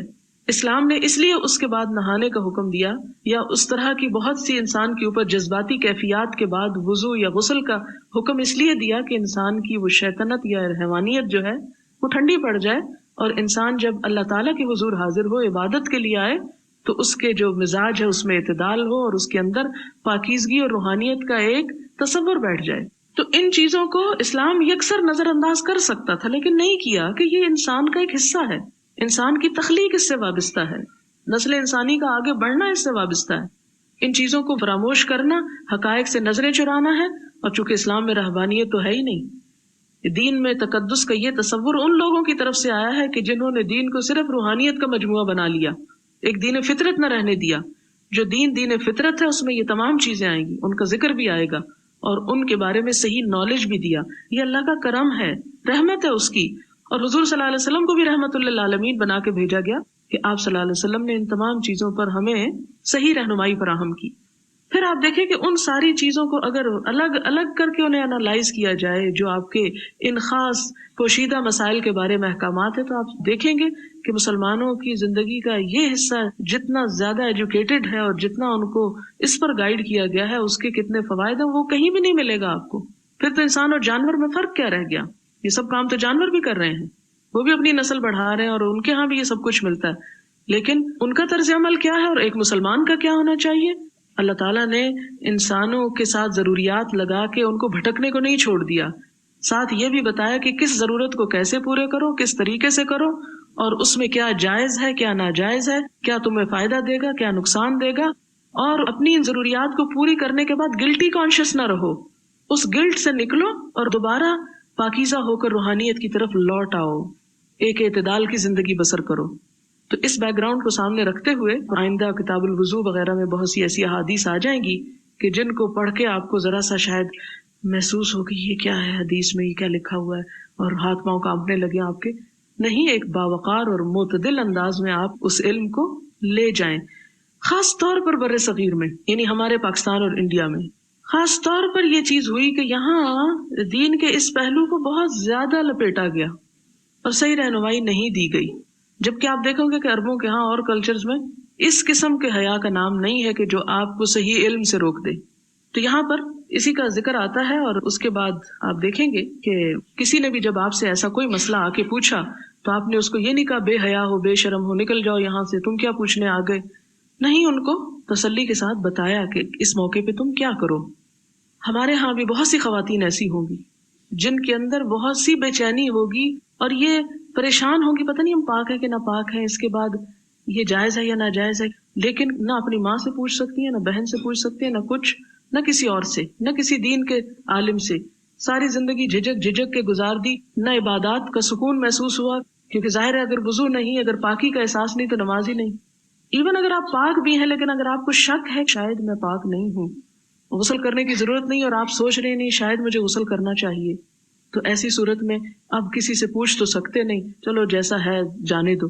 تو دو صورتیں، بہت سے لوگ تو پھر عموماً نماز ہی چھوڑ دیتے ہیں، وہ کہتے ہیں جب ہمیں یہ پتہ ہی نہیں کہ ہم پاک ہیں کہ نہیں تو نماز ہی نہیں پڑھتے۔ اسی لیے آپ دیکھیں اکثریت ہماری پھر دین سے ہی دور ہو جاتی ہے، اور کچھ ایسے ہیں کہ جو ایک گلٹی کانشیس کے ساتھ کچھ پڑھ لیتے ہیں، کچھ بے چینی کے ساتھ ہیں، کچھ نہیں پڑھتے۔ تو اسی لیے میں نے ڈیسائیڈ کیا کہ چونکہ عورتوں کو بہتر طور پہ بتا سکتی ہے ان مسائل کو، کہ میں ان مسائل کو کھولوں گی، بتاؤں گی، تاکہ اس گلٹی کانشیس سے باہر نکلیں، کیونکہ اس میں سے بہت سے مسائل ایسے ہیں کہ جو حلال اور حرام سے تعلق رکھتے ہیں، پاک اور ناپاک ہونے سے تعلق رکھتے ہیں۔ تو واقعی اگر ہم پاک ہیں تو ہمیں پاکی کا احساس ہونا چاہیے، اس پاکی کے احساس کے ساتھ عبادت کرنی چاہیے، اور اگر ہم ناپاک ہیں تو ناپاکی کے ساتھ عبادت کی نہ تاثیر ہوگی، نہ فائدہ ہوگا، نہ اثر ہوگا، نہ اس کی وہ اصل روحانیت آپ کو نصیب ہوگی۔ بہت سے لوگ کہتے ہیں ہم پڑھتے ہیں لیکن نماز پڑھ کے بھی چین نہیں آتا، وہ بتاتے نہیں کہ پیچھے کیا چھپا ہوا ہے۔ اب اس میں آگے حضرت علی رضی اللہ تعالیٰ عنہ کی ایک حدیث آئے گی جس میں وہ بلا وجہ ایک چیز پہ بار بار نہا رہے ہیں، سنن ابو داؤد میں آتا ہے وہ کہتے ہیں نہا کے میری کمر ٹوٹ گئی، لیکن چونکہ آپ صلی اللہ علیہ وسلم کی بیٹی میرے گھر میں تھی، میں آپ سے پوچھ نہیں سکتا تھا کہ اس چیز پر، اس مسئلے پہ مجھے نہانا چاہیے یا نہیں، تو اس پر آپ صلی اللہ علیہ وسلم نے ان کا مسئلہ حل کر دیا۔ تو اسی لیے لوگ کہتے ہیں دین بڑا مشکل ہے، وہ مشکلات ہم نے خود کھڑی کی ہوئی ہیں جہالت کی وجہ سے۔ تو ابھی ہم دیکھتے ہیں ان کو اب اس بیک گراؤنڈ کے ساتھ سامنے رکھ کے پھر آپ کو پڑھنا ہوگا کچھ نہ کچھ اس میں۔ تو حضرت عائشہ انصار کی خواتین کی صفت بیان کرتی ہیں اور کہتی ہیں کہ حیا ان کو دین میں سمجھ بوجھ پیدا کرنے سے نہیں روکتا تھا، وہ آ کے حضور صلی اللہ علیہ وسلم سے براہ راست واضح مسائل پوچھ لیتی تھیں۔ حدثنا محمد بن سلام قال اخبرنا ابو معاویہ قال حدثنا ہشام عن ابیہ عن زینب ابنت ام سلمہ عن ام سلمہ قالت، حضور کی زوجہ محترمہ ام سلمہ روایت کرتی ہیں، جاءت ام سلیم آئیں، یہ حضرت انس کی والدہ ہیں، الی رسول اللہ صلی اللہ علیہ وسلم، نبی صلی اللہ علیہ وسلم کے پاس، فقالت، کہنے لگی، یا رسول اللہ ان اللہ لا یستحی من الحق، اللہ تعالیٰ حق بات کرتے ہوئے نہیں شرماتا، جیسے وہ پہلے ہی پارے میں آتا ہے نا، ان اللہ لا یستحی ان یضرب مثلا ما بعوضۃ فما فوقها، حق بات کرنے میں اللہ کو شرم نہیں ہے۔ فہل علی المرأۃ، تو کیا عورت کے اوپر ہے، من غسل میں سے، اذا احتلمت، جب اس کو احتلام ہو جائے، یعنی اگر خواب میں وہ اس طرح محسوس کرے کہ جس طرح جماع کے بعد محسوس کیا جاتا ہے، یعنی خواب میں جماع کی کیفیت محسوس کرے، تو کیا اس کو اٹھ کے نہانا ہوگا؟ یعنی حقیقت میں نہیں، لیکن خواب میں اس نے ایسی چیز دیکھی۔ فقال النبی صلی اللہ علیہ وسلم، تو نبی صلی اللہ علیہ وسلم نے فرمایا، اذا رأت الماء، اگر پانی دیکھے، یعنی اپنے جسم سے، یعنی خواب میں اس نے جماع کیا لیکن پانی نہیں نکلا تو غسل نہیں ہے، لیکن اگر پانی نکل آیا ہے جسم سے، کیونکہ بعض اوقات خواب میں انسان روتا ہے تو اٹھ کے محسوس ہوتا ہے جیسے بہت رو کے ابھی تھکا ہے، یا ہنستا ہے تو اٹھ کے ایک خوشی کی کیفیت ہوتی ہے۔ بعض اوقات خواب میں کوئی کھا رہا ہوتا ہے، کوئی مار رہا ہوتا ہے، کوئی ڈر رہا ہوتا ہے، تو یہ بھی انسانی جسم کی ایک کیفیت ہے۔ بعض اوقات خواب اس قسم کا بھی آ سکتا ہے، اور خواب کسی انسان کے اپنے بس میں نہیں ہوتے۔ اگر انسانی تقاضے کے تحت ایسا کوئی خواب دیکھ لیا ہے تو کیا اس کو اٹھ کے نہانا چاہیے؟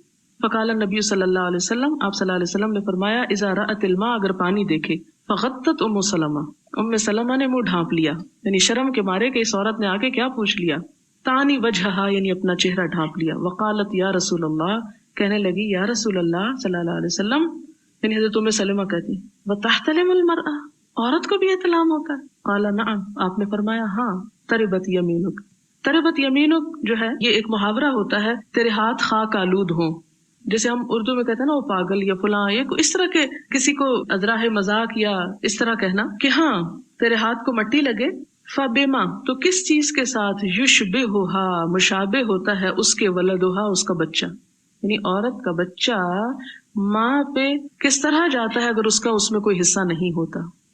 حدثنا اسماعیل قال حدثني مالک عن عبد الله بن دینار عن عبد الله بن عمر ان رسول الله صلی اللہ علیہ وسلم قال ان من الشجر شجرة لا يسقط ورقها وهي مثل المسلم حدثوني ما هي فوقع الناس في شجر البادية ووقع في نفسي انها النخلة قال عبد الله فاستحييت، میں نے شرم کے مارے نہیں بتایا کہ وہ کھجور کا درخت ہے۔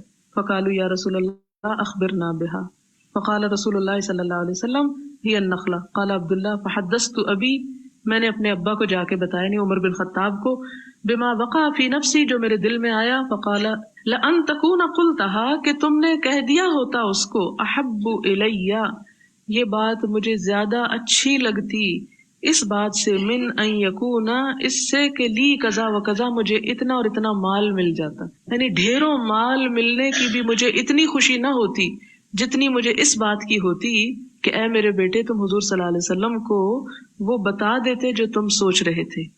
یعنی ایک اچھی بات جو معلوم ہو کسی چھوٹے کو بھی تو اسے بتانے میں شرمانا نہیں چاہیے، جھجکنا نہیں چاہیے، وہ اس کے لیے باعث اجر ہوگا اس کا وہ بتا دینا۔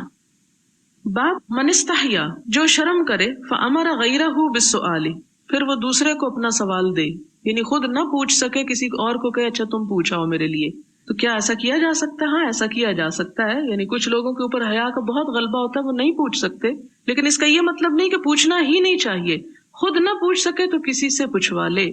حدثنا مسدد، مسدد کہتے ہیں قال حدثنا عبد الله بن داود عن الاعمش عن منذر الثوری عن محمد بن الحنفیہ عن علی قال، حضرت علی کہتے ہیں كنت رجلا مذا، میں ایسا شخص تھا جس کی بہت مزی نکلتی تھی، فامرت المقداد، تو میں نے مقداد کو کہا، ان یسأل النبی صلی اللہ علیہ وسلم، کہ حضور صلی اللہ علیہ وسلم سے جا کے پوچھے، یعنی مزی وہ پانی ہے جو جماع کے بغیر یا اس سے پہلے آتا ہے، فسألہ، تو انہوں نے آپ سے پوچھا، فقال فیہ الوضوء، آپ نے فرمایا اس میں صرف وضو کرنا ہے، نہانے کی ضرورت نہیں۔ اور اسی حدیث کے بارے میں سنن نبی داؤد میں آتا ہے کہ حضرت علی یہ کہتے ہیں کہ صرف اس مزی کے نکلنے کی وجہ سے میں اتنا نہاتا تھا کہ میری کمر ٹوٹ گئی نہا نہا کے، کہ کہیں یہ جو پانی نکل رہا ہے اس سے شاید میری نماز نہ ہوتی اور مجھے غسل کرنا لازم ہے، تو ایسا پانی نکلنے سے وضو ہی کافی ہوتا ہے، نہانے کی ضرورت نہیں ہوتی۔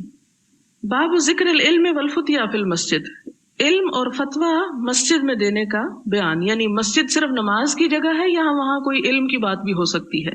حدثنا قتيبة قال حدثنا الليث بن سعد قال حدثنا نافع مولى عبد الله بن عمر ابن الخطاب ان عبد الله بن عمر ان رجلا قام في المسجد، کہ ایک شخص مسجد میں کھڑا ہو گیا، فقال یا رسول اللہ، کہنے لگا اے اللہ کے رسول صلی اللہ علیہ وسلم، من این تأمرنا، کہاں سے آپ ہم کو حکم دیتے ہیں ان نحلہ کہ ہم احرام باندھیں؟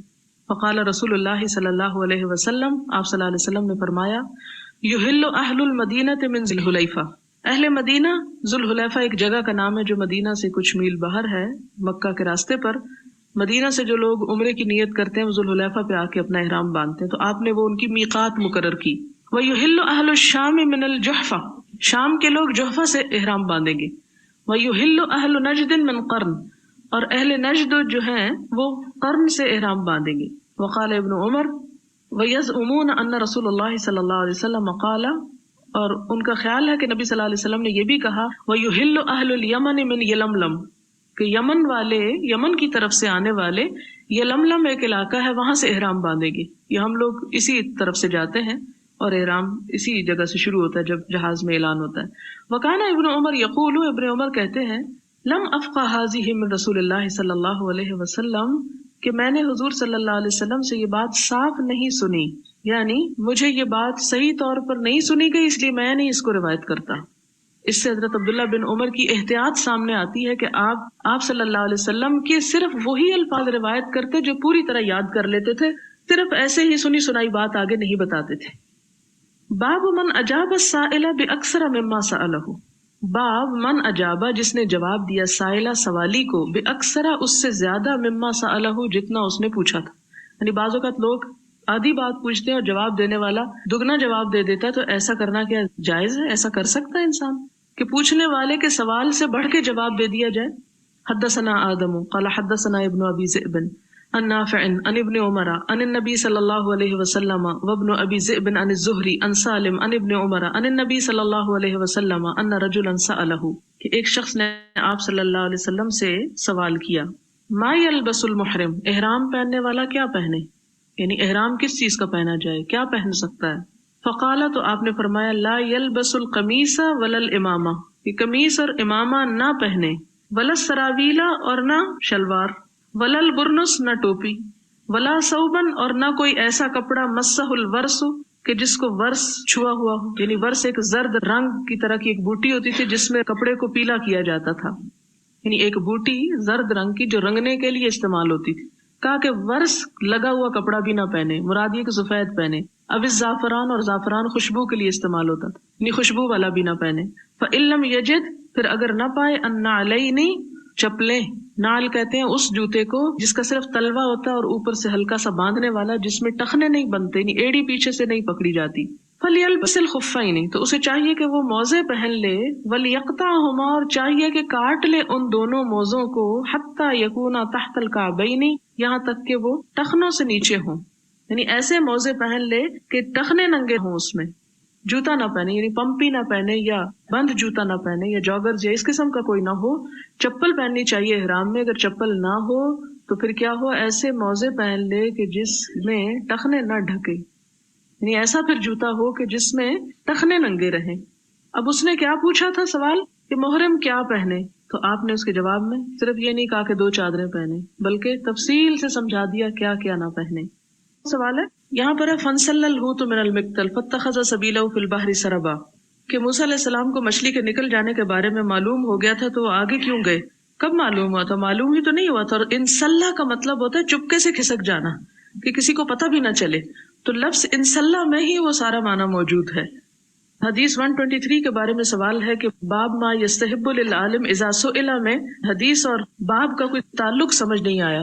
اس میں حضرت موسیٰ علیہ السلام کی ایک لمبی حدیث روایت کی گئی ہے جس کا اصل مطلب یہ ہے کہ موسیٰ علیہ السلام سے جب کسی نے پوچھا کہ کیا تم جانتے ہو کہ سب سے بڑا عالم کون ہے، تو ایک روایت میں آتا ہے کہ انہوں نے کہا کہ میں ہوں، اور دوسرے میں کہا کہ میں نہیں جانتا۔ تو وہاں امام بخاری بتانا یہ چاہتے ہیں کہ اگر کسی عالم سے کوئی ایسی بات پوچھی جائے جس کو وہ نہ جانتا ہو تو اس کو صرف یہ نہیں کہنا چاہیے کہ میں نہیں جانتا، بلکہ یہ کہہ دینا چاہیے ساتھ کہ واللہ عالم، اللہ جانتا ہے۔ اور کسی بھی بات کے جواب میں کبھی کسی اہل علم کو یہ نہیں کہنا چاہیے کہ میرا جواب سب سے اچھا ہے یا میرا علم سب سے بڑا ہے۔ کہنا یہ چاہیے، یعنی اپنی طور پر ساری بات بتانے کے باوجود، سارے دلائل لانے کے باوجود کیا کہہ دینا چاہیے کہ اللہ عالم۔ اسی لیے آپ دیکھیں گے کہ پرانی کتابوں میں مسائل لکھے جانے کے بعد آخری لفظ یہ لکھا ہوتا ہے واللہ عالم بالصواب، کہ اللہ ہی زیادہ بہتر بات جانتا ہے۔ حضرت خضر بھی اللہ کے بندے تھے، تو انہوں نے حضرت موسیٰ سے سلام کے بارے میں کیوں پوچھا؟ جبکہ موسیٰ علیہ السلام نے سلام کیا تو انہوں نے کہا انا بِأَرْضِكَ السلام. وہ اس لیے پوچھا کہ جس جگہ پر ان دونوں کی ملاقات ہو رہی تھی اس جگہ پر خضر علیہ السلام کے علاوہ کوئی اور سلام کو جانتا نہیں تھا. اس کا یہ پتہ چلتا ہے کہ شاید خضر علیہ السلام بھی کہیں اور سے اس وقت آ رہے تھے اور اس علاقے کو بھی جانتے تھے، اس لیے انہوں نے حیرانی کا اظہار کیا کہ اس زمین پر تو کوئی سلام نہیں کرتا. مطلب ان کا یہ تھا کہ کوئی اجنبی انسان معلوم ہوتے ہو. پھر اسی طرح یہ سوال ہے کہ حضرت موسیٰ علیہ السلام کی جو کیوریوسٹی تھی کیا اسے جسٹیفائی نہیں کیا جا سکتا، کیونکہ علم کے لیے تجسس کا ہونا تو ضروری ہے، لیکن یہ ہے کہ حضرت خضر علیہ السلام کا رویہ ان کے ساتھ جو ہے وہ ایک اچھے استاد کا نہیں ہے. انہوں نے ان کے ساتھ سختی کا معاملہ کیا. حضرت خضر شو مور impatience in imparting knowledge than حضرت موسیٰ in attaining knowledge. اس میں یہ ہے کہ اس معاملے میں شریعت نے پابندی نہیں لگائی. تجسس یا کیوریوسٹی ایک اچھی چیز ہے، لیکن ہر چیز اپنی حد کے اندر اور اعتدال میں ہی فائدہ دیتی ہے. اگر اعتدال سے بڑھ جائے تو وہ نقصان دیتی ہے، کیونکہ انہوں نے آتے ہی سب سے پہلے شرط یہ لگائی تھی کہ تمہیں جو علوم میرے پاس ہے، کیونکہ ہر علم کے سیکھنے کے ایک طریقہ ہوتا ہے، ایک ضابطہ ہوتا ہے، ایک قاعدہ ہوتا ہے. تو حضرت موسیٰ علیہ السلام تو خود علم دینے والے تھے، خود ایک استاد تھے. اس کے باوجود خضر علیہ السلام کو یہ معلوم تھا کہ جو میرے علوم ہیں یا جو چیزیں میں کروں گا ان کو سیکھنا اتنا آسان نہیں اور ان پر صبر بھی اتنا آسان نہیں. اس لیے شروع کرنے سے پہلے ہی وہ ان کو انفارم کر دیتے ہیں، وارن کر دیتے ہیں کہ یہ کرنے کے لیے تمہیں صبر کرنا ہوگا. مثال کے طور پر آپ میں سے جو سائنس اسٹوڈنٹس ہوں گے، جب لیبارٹری میں کچھ پریکٹیکل کرتے ہیں، بعض اوقات گیسز بنائی جاتی ہیں، بعض اوقات کچھ چیزیں مکس کی جاتی ہیں ایک میں دوسری، جھاگ اٹھتی ہے، سلنڈر پھٹتے ہیں، بہت کچھ ہنگامے ہوتے ہیں. تو اس میں اگر ہر چیز میں شور شرابہ اور ہنگامہ مچا دیا جائے کہ یہ کیوں ہو رہا ہے، یہ آپ نے اس میں کیوں ڈال دیا، وہ کیوں کر دیا، تو آپ خود سوچیے مثلا کوکنگ کوئی کر رہا ہے، آپ کی والدہ ہی، اور وہ ڈال رہی ہیں اور آپ کو کہہ رہی ہیں بس تم ذرا ابھی دیکھتی جاؤ، اور آپ ہر بات میں کہتے ہیں یہ آپ نے کیا کر دیا اور یہ ابھی کیوں ڈال دیا اور یہ کیسے کر دیا. تو ایسی کیوریوسٹی جو ہے وہ سکھانے والے کو ڈسٹرب کرتی ہے. ہر علم کے سیکھنے کا ایک خاص انداز اور طریقہ ہوتا ہے، اس میں اس کو جب تک ملحوظ نہ رکھا جائے اس سے فائدے کی بجائے نقصان ہوتا ہے. اسی طرح آپ نے کتاب العلم میں پڑھا کہ استاد کی کیا خصوصیات ہونی چاہیے، اور آپ صلی اللہ علیہ وسلم کا طریقہ بھی آپ نے پڑھا کہ کس طرح 3 دفعہ بعض اوقات بات کو دہراتے تھے، آہستہ آہستہ بولتے تھے، اور بھی بہت سی خصوصیات آپ نے پڑھی. وہاں پر یہ بات بھی سامنے آتی ہے کہ استاد پر بھی شریعت نے کوئی ایسی پابندی نہیں لگائی کہ اس نے ہر ایک کو ضرور سکھانا ہے. اگر وہ سمجھتا ہے کہ وہ کسی شخص کو اس کی روڈنس کی وجہ سے نہیں سکھا سکتا تو اگر وہ اس کو کلاس سے الگ کر دیتا ہے یا نکال دیتا ہے تو اس کی اس کو اجازت ہے. محدثین کے حالات ہم پڑھتے ہیں تو اس میں امام مالک جو امام دار الہجرہ ہیں ان کی مجلس کے بارے میں آپ نے پڑھا ہی ہوگا، اتنا سکوت ہوتا تھا. اس کے ساتھ ہی یہ کہ ان کی مجلس میں 3-4 حبشی کھڑے ہوتے تھے دروازے پر. جب کوئی طالب علم ایسے سوال کرتا کہ جس سے شریعت کے کسی حکم کی توہین ہوتی یا وہ امام مالک کو اریٹیٹ کرتا تو صرف اشارہ کرتے کہ اس کو اٹھاؤ اور باہر لے جا کے ڈال دو. آپ کو معلوم ہے امام مالک شاگردوں کے ساتھ اگر سختی کرتے تھے، خود اپنے ساتھ بھی بہت کرتے تھے. کہ ان کے بارے میں آتا ہے کہ ایک مجلس میں کئی مرتبہ ایک بچھو نے انہیں ڈنگ مارا لیکن وہ اپنی جگہ سے ٹس سے مس نہیں ہوئے، کہ حدیث رسول صلی اللہ علیہ وسلم کے احترام میں. اسی طرح اور بھی بہت سے واقعات ملتے ہیں جن کا بتانے کا یہاں موقع نہیں ہے. تو جس طرح والدین کو اللہ تعالیٰ نے حق دیا ہے اسی طرح استاد کو بھی حق دیا ہے. استاد کے لیے تحمل، کیونکہ علم کے لیے حلم بڑا ضروری ہے. اگر حلم نہ ہو تو علم ضائع ہو جاتا ہے. لیکن اس کے باوجود بعض چیزیں اپنی ذات کے لیے استاد نہیں کرتا، سب کے مفاد کے لیے کرتا ہے اور اسے کرنا ضروری ہوتا ہے. اور آپ دیکھیں کہ استاد جو ہے خضر وہ نتائج کو دیکھ رہے ہیں، جبکہ اسٹوڈنٹ جو ہے موسیٰ علیہ السلام وہ صرف ظاہر کو دیکھ رہے ہیں. تو بعض چیزیں جو ظاہر میں نظر آتی ہیں اس سے انسان کی بے چینی ایک فطری تقاضا ہے. لیکن آپ صلی اللہ علیہ وسلم کا تبصرہ بھی کیا تھا؟ کاش موسیٰ صبر کرتے تو ہم کچھ اور جان لیتے ان باتوں میں سے، یعنی مزید ہمارا علم بڑھ جاتا. تو علم کے لیے صبر جو ہے وہ شرط ہے. پھر اسی طرح یہ ہے کہ کانا لموسیٰ و فتح عجبا، یہ انہیں تعجب کیوں ہوا جبکہ وہ فش جو ہے وہ سلپ کر کے جا چکی تھی. یعنی انہیں تعجب اس بات پہ تھا کہ یہ کیسا ہو گیا کہ مچھلی چلی بھی گئی اور ہمیں پتہ ہی نہ چلا. یعنی اس مچھلی کے اس طرح جانے پہ انہیں تعجب ہوا تھا. حدیث میں حضور نے اپنی خواہش کا اظہار کیا کہ اگر کعبے کے 2 دروازے ہوتے تو ایک سے لوگ داخل ہوتے اور دوسرے سے نکل جاتے. اس سے تو ظاہر ہوتا ہے کہ کعبے کے اندر داخل ہونے کی ہر مسلمان کو اجازت ہے. اب کیوں مسلمانوں کو اندر جانے کی اجازت نہیں؟ اس لیے کہ امت بہت بڑی ہو گئی ہے اور سب کے نزدیک نیکی صرف یہی رہ گئی ہے کہ ہم کعبے کے اندر داخل ہو جائیں، جبکہ نیکی کے اور بھی بڑے بڑے کام ہیں. اب یہ ہے کہ داخل ضرور ہوا جا سکتا ہے لیکن اتنے رش میں اگر وہ کھول دیں تو شاید آدھے لوگ اس میں سے زندہ سلامت واپس نہ نکلیں. اس میں یہ کہ کبھی کبھار جیسے عرفات کے دن سنا ہے کھولا جاتا ہے، جب اس کو دھوتے ہیں، جب سب لوگ وہاں پہنچے ہوئے ہوتے ہیں تو اس موقع سے فائدہ اٹھاتے ہیں۔ اس میں آپ دیکھیں کہ کعبے کے عوض حتیم جو ہم کو مل گیا، حتیم یعنی وہ حصہ جو اوپر سے چھتا ہوا نہیں، لیکن اس میں بھی نفل پڑھنا ایسے ہی جیسے اس کے اندر پڑھنا ہے۔ سوال یہ ہے کہ صحابیات بعض اوقات ایسے سوال جو بہت شرم والے تھے حضور صلی اللہ علیہ وسلم سے براہ راست کیوں پوچھتی تھیں، جبکہ ازواج مطہرات موجود تھیں اور ان کے ذریعے بھی پوچھوا سکتی تھیں یا ان سے پوچھا جا سکتا تھا۔ اور پھر اس میں انہوں نے ایک مثال بھی دی ہے کہ جیسے اگر کوئی عورت اویلیبل ہے تو اس کو چھوڑ کے اگر مرد سے پوچھا جائے تو یہ کیسا معلوم ہوتا ہے۔ بات یہ ہے کہ حضور صلی اللہ علیہ وسلم کا جو مقام اور مرتبہ ہے وہ مردوں اور عورتوں سب کے لیے ایک باپ کا سا ہے اور ایک استاد کا ہے اور ایک نبی کا ہے، جو مقام کسی اور کا ہو نہیں سکتا، ہاں وہ کتنا ہی بڑا عالم کیوں نہ ہو، کتنی ہی بڑی کوئی چیز کیوں نہ ہو۔ لہٰذا ان احادیث سے پتہ یہ چلتا ہے کہ براہ راست علم کی بات ہی کچھ اور ہوتی ہے۔ دونوں طریقے رائج تھے۔ بعض مسائل جیسے حیض کے بارے میں بہت سے مسائل جو تھے وہ حضرت عائشہ سے ہی پوچھے جاتے تھے، خواتین ان سے پوچھا کرتی تھیں، لیکن اس کے ساتھ ایک اور حدیث بھی آپ پڑھیں گے کہ اس خاتون نے بھی براہ راست حضور صلی اللہ علیہ وسلم سے ہی اسی قسم کے کسی مسئلے پر سوال کیا۔ آپ دیکھیں کہ نبی صلی اللہ علیہ وسلم سے بلا واسطہ یعنی ڈائریکٹلی ایک بات کا معلوم ہونا اور بال واسطہ کسی اور کے ذریعے سے معلوم ہونا، ان دونوں چیزوں میں بڑا فرق ہے۔ پھر آپ دیکھتی ہیں کہ حضرت ام سلمہ جو پاس ہی بیٹھی ہوئی ہیں وہ پوچھنے کی بجائے اپنا منہ ڈھانک لیتی ہیں، یعنی اس کا مطلب ہے کہ اگر وہ انہی سے پوچھا جاتا حضور کو چھوڑ کر تو شاید وہ کہتی نہیں بھی میں نہیں پوچھ سکتی یہ بات، اور وہ خود سے ہی کچھ ان کو جواب دے دیتی جو جواب درست بھی نہ ہوتا، کیونکہ جب وہ سوال کرتی ہیں تو حضرت ام سلمہ حیران ہو کے پوچھتی ہیں کہ کیا ایسا بھی ہوتا ہے؟ تو اس کا مطلب یہ ہے کہ اگر وہ حضور سے نہ پوچھتی اور حضرت ام سلمہ سے پوچھتی تو وہ شاید ان کو یہی کہہ دیتی نہیں نہیں تمہیں غلط فہمی ہوئی اور یہ ہو ہی نہیں سکتا، یہ ممکن ہی نہیں، تو ایک صحیح جواب ان تک نہ پہنچتا۔ اس لیے ہم دیکھتے ہیں کہ مہاجرات میں سے نہیں، انصاری خواتین میں سے بہت سی خواتین حضور صلی اللہ علیہ وسلم سے براہ راست سوال کرتی ہیں۔ لیکن آج کے دور میں اگر کوئی عورت ہمیں بتانے والی نہیں ہے تو دین کے معاملے میں جہالت نہیں ہونی چاہیے۔ اب تو ٹیلی فون نام کی چیز ایسی ہے کہ جس پہ آپ کچھ بھی پوچھ سکتے بغیر اپنا آپ بتائے، لیکن یہ کہ اگر عورت موجود ہو تو پھر عورت سے ہی رجوع کرنا بہتر ہے، اور اگر نہ ہو تو مرد سے بھی پوچھا جا سکتا ہے، اس میں قباحت نہیں ہے، کیونکہ کسی لا علمی میں کسی حرام کام کا، کسی غلط کام کا ارتکاب کرنا، اب مثلا جیسے وضو کے مسائل ہیں اور جس نے لکھا ہے کہ بہت سی چیزوں میں ہم سمجھتے تھے کہ وضو ہے مگر نہیں تھا، تو اس طرح وضو کے بغیر نمازیں پڑھتے چلے جانا یہ زیادہ نقصان کا سبب ہے، یا یہ کہ انسان تھوڑی سی قربانی کر کے ایک مہذب انداز میں ایک مسئلے کو کسی عالم انسان سے پوچھ لے جو بھی اسے میسر ہو۔ آپ دیکھیں کہ ہمارے ہاں خواتین کتنی ہیں جو واقعی یہ سب کچھ جانتی ہوں اور صحیح طور پر لوگوں کو گائیڈ بھی کر سکیں، کیونکہ یہ سلسلے ہی ختم ہو گئے ہیں۔ جبکہ ہم دوسری طرف دیکھتے ہیں کہ حضرت عائشہ رضی اللہ تعالی عنہا جو ہیں وہ بہت سے مسائل مردوں کو بھی سکھاتی ہیں جو باعث شرم تھے، لیکن چونکہ انہی کے ذریعے پہنچ سکتے تھے اس لیے انہی سے پوچھا گیا۔ تو یہ ضرورت اور سمجھ اور اویلیبلٹی پہ ڈیپینڈ کرتا ہے کہ کیا اویلیبل ہے اور کہاں سے بہتر طور پہ جانا جا سکتا ہے، کیونکہ علم الیقین کی بات ہے نا حضور صلی اللہ علیہ وسلم سے پوچھنا۔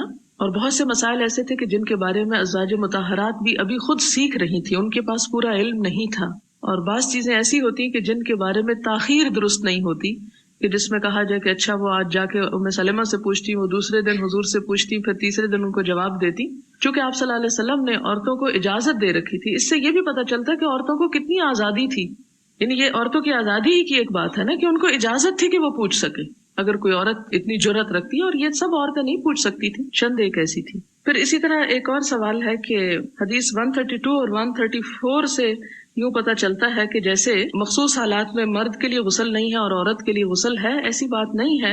132 جو ہے اس میں حضرت ام سلیم جو پوچھ رہی ہیں یہ احتلام کے بارے میں پوچھ رہی ہیں۔ احتلام سے مراد یہ کہ جس میں جسم سے صرف آرڈنری ڈسچارج نہیں بلکہ منی کا اخراج ہو۔ بہت واضح لفظوں میں مجھے بات کرنی پڑے گی۔ اور 134 میں حضرت علی کا جو مسئلہ ہے یہاں پر مزی کا اخراج ہے، ان دونوں میں فرق ہوتا ہے، اس لیے یہ اصل میں یہاں مسئلہ واضح یہ کرنا تھا کہ منی کے اخراج پہ غسل واجب ہوتا ہے جبکہ مزی کے اخراج پر غسل واجب نہیں ہوتا۔ اس میں مرد اور عورت کا فرق نہیں بتایا گیا۔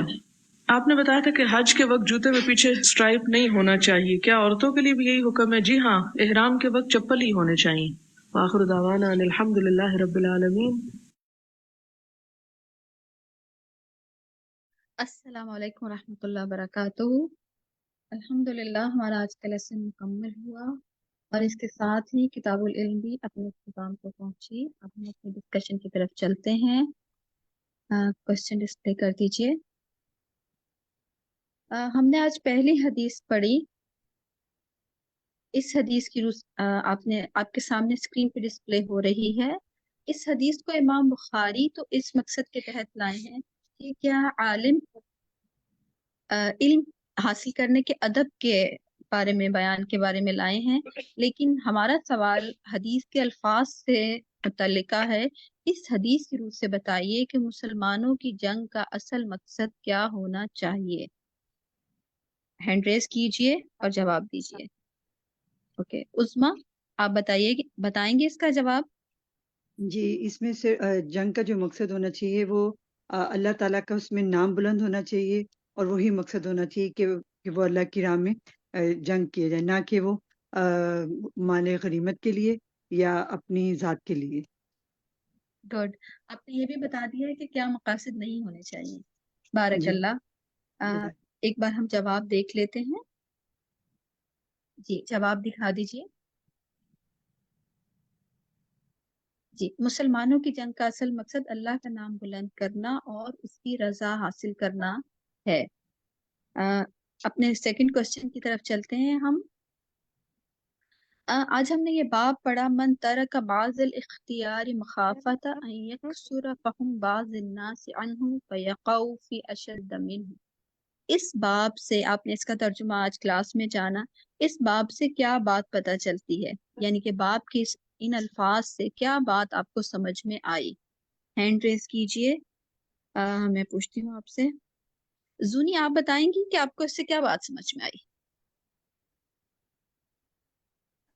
جی، اس سے یہ بات سمجھ میں آئی ہے کہ ہمیں کسی سے کوئی خوف نہیں. آواز آ رہی ہے میری؟ جی مجھے آ رہی ہے آپ کی آواز. اچھا جی، ہاں جی. اس بات سے یہ ہمیں چاہیے کہ جو بھی اگر کوئی جائز چیز ہے، جائز چیز کا کوئی بھی سوال ہمیں پوچھنا چاہیے، اور ناجائز باتوں کی طرف یعنی فضول باتوں کا سوال جواب نہیں کرنے چاہیے. اس سے علم وقت کا بھی ضیاع ہوتا ہے. اچھا چلیں، تھوڑا سا ڈفرینٹ ہے اس سے. کوئی اور ساتھی بتانا چاہے گا؟ جیسے میں بتاؤں. شبانہ آپ بتائیں گی. شبانہ صحیح. جی اپنے مائک. جی شبانہ بتائیے، جواب دیجیے. جی، کسی ایسی چیز کے پیش نظر کہ پسندیدہ چیزوں کو چھوڑ دینا جس میں کوئی شک ہو، تاکہ لوگ جو ہے وہ کسی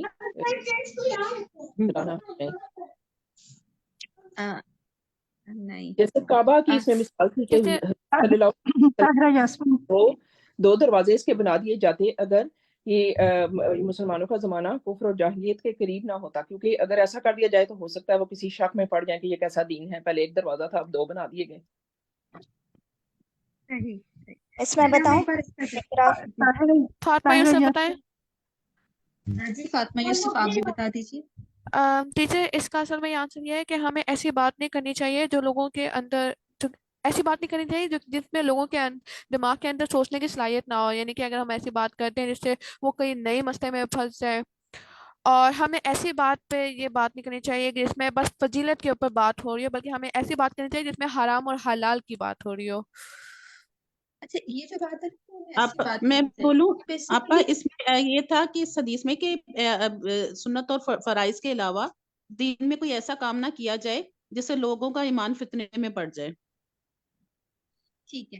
اچھا چلیں، جب تک آپ کو کہا نہیں جائے گا آپ کلاس میں بات نہیں کریں گے. ہم ایک بار اس کا جواب دیکھ لیتے ہیں تاکہ سب کے لیے بات واضح ہو جائے.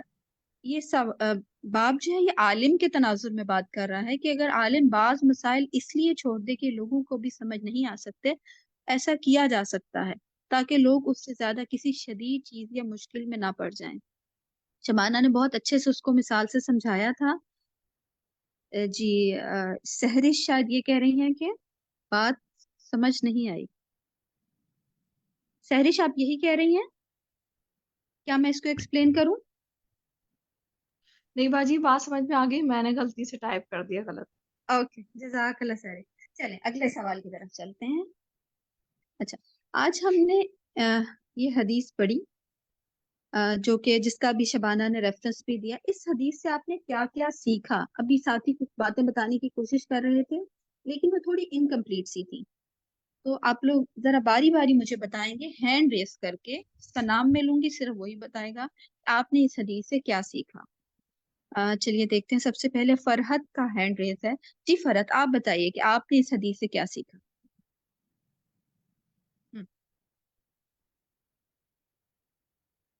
فرحت آپ کو میری آواز آ رہی ہے؟ آئی تھنک شاید فرحت کو مائک آن کرنے میں مسئلہ ہے. رابعہ سے پوچھتے ہیں. رابعہ آپ بتائیں گی؟ جی ایک تو میں نے یہ سیکھا کہ جو حضرت اسود تھے وہ بھی بھانجے تھے اور حضرت ابن زبیر بھی حضرت عائشہ کے بھانجے تھے، لیکن ان دونوں کی سمجھ کو مد نظر رکھتے ہوئے حضرت عائشہ نے سیکریٹلی حضرت عبداللہ بن زبیر کے ساتھ کوئی بات خانہ کعبہ سے ریلیٹڈ ان کے کان میں کہی جو باقی سب کے سامنے نہیں کہی. اور ایک اس کی مصلحت یہ تھی کہ اگر یہ ایسا ٹاپک ہے اگر اوپنلی ڈسکس کیا جاتا تو لوگ فتنہ میں پڑ جاتے، تو فتنے کو اوائڈ کرنے کے لیے انہوں نے صرف ایک بندے کو جس کو بہتر سمجھا ان کو بتایا. گڈ، ویری گڈ پوائنٹ کہ آپ کو ان دونوں کے نام بھی یاد رہے. بارک اللہ. اچھا چلیں کسی اور ساتھی سے بھی پوچھتے ہیں کہ انہیں کیا سمجھ میں آیا. طاہرہ یاسمین آپ بتائیں گی کہ آپ کو کیا سمجھ میں آیا اس حدیث سے. جی طاہرہ.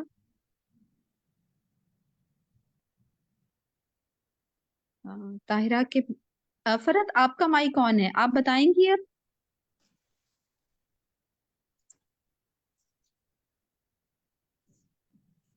چلیں مجھے آواز نہیں آ رہی آپ کی. اقرا آپ بتائیں گی کہ آپ نے اس حدیث سے کیا سیکھا. اس میں کافی ساری باتیں بتائی گئی تھیں. میں ربیہ عزیز ہوں. میں بتاؤں؟ ہیلو، میں ربیہ عزیز.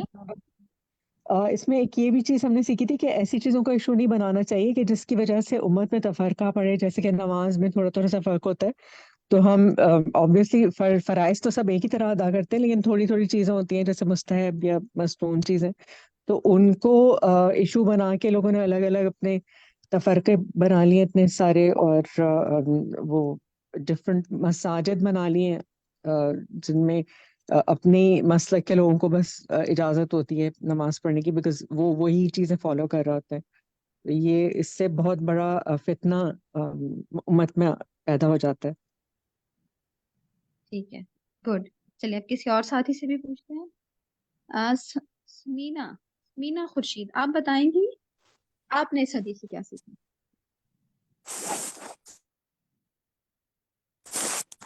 جی سمینا.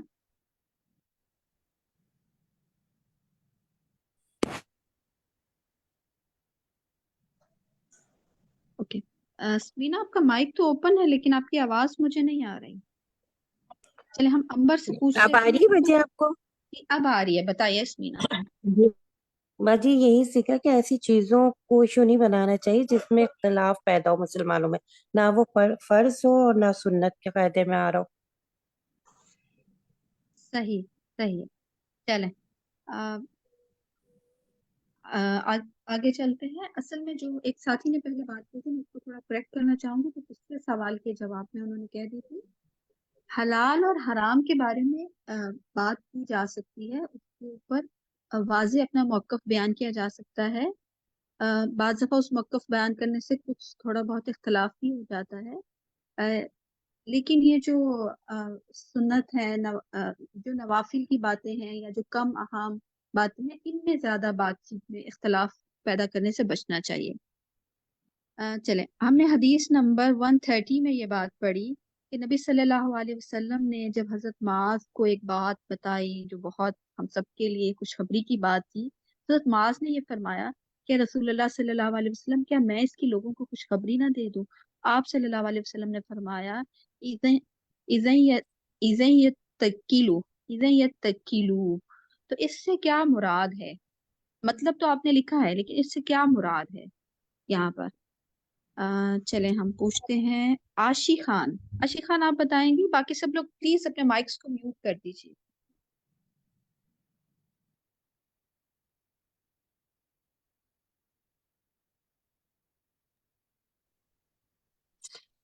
जी अंबर, आपका माइक ऑन है, आप ही बता दीजिए। जी जी अस्सलाम वालेकुम जी। जब हजरत माज बिन उनसे नबी सल्लल्लाहु अलैहि वसल्लम जब उनके साथ जा रहे थे तो उन्होंने 3 बार उनको कहा कि जो इंसान दिल के साथ सच्चाई के साथ ला इलाहा इल्लल्लाह पढ़ेगा तो उस पर आग हराम होगी। तो उन्होंने हजरत माज रजी अल्लाह ताला ने कहा मैं लोगों को जाके बता दूं। तो उन्होंने कहा नहीं अभी नहीं बताओ, क्योंकि वो लोग फिर यानी कि गुमान वो रुक जाएंगे और अच्छाई करने अभी उनको और तालीम उनको अभी और नॉलेज हासिल करनी है, तो अब अभी ना बताओ, बाद में उनको बताएंगे। मेरा ख्याल है कि आपको थोड़ा सा जवाब में कंफ्यूजन है। मैं हम बताऊं? किसी और साथी से जी पूछते हैं। नसीम फरहत जी बाकी सब लोग प्लीज अपने माइक्स को ऑफ कर दीजिए। हुमैरा ताहिर, आप बताएंगी?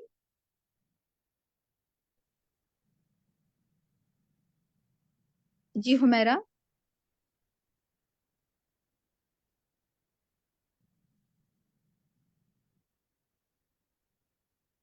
मैं बताऊं मदिया? नसीम फरहत जी फरहत मदिया, आप बताएं। जी इसका जो मुझे मतलब समझ में आया, मुझे ये लगा कि उन्होंने कहा कि अगर अभी से आप लोगों को ये बता देंगे तो वो इसी पर तवक्कुल कर लेंगे और नेकियां हासिल करने के लिए ज्यादा मेहनत नहीं करेंगे, बिल्कुल, बारक अल्लाह। फिर वो मजीद अमल करने से रुक जाएंगे। और रुक पहली जाएंगे। साथी ने थोड़ा सा उनका नाम गलत बता दिया था। आप सल्लल्लाहु माज अलैहि बिन वसल्लम ने ये जबल है, बात माज बिन जबल से कही थी। माज बिन चले जबल अगले है। सवाल की तरफ चलते हैं, एक बार मैंने जवाब हाथ भी देख बढ़ाई लेते थी। हैं।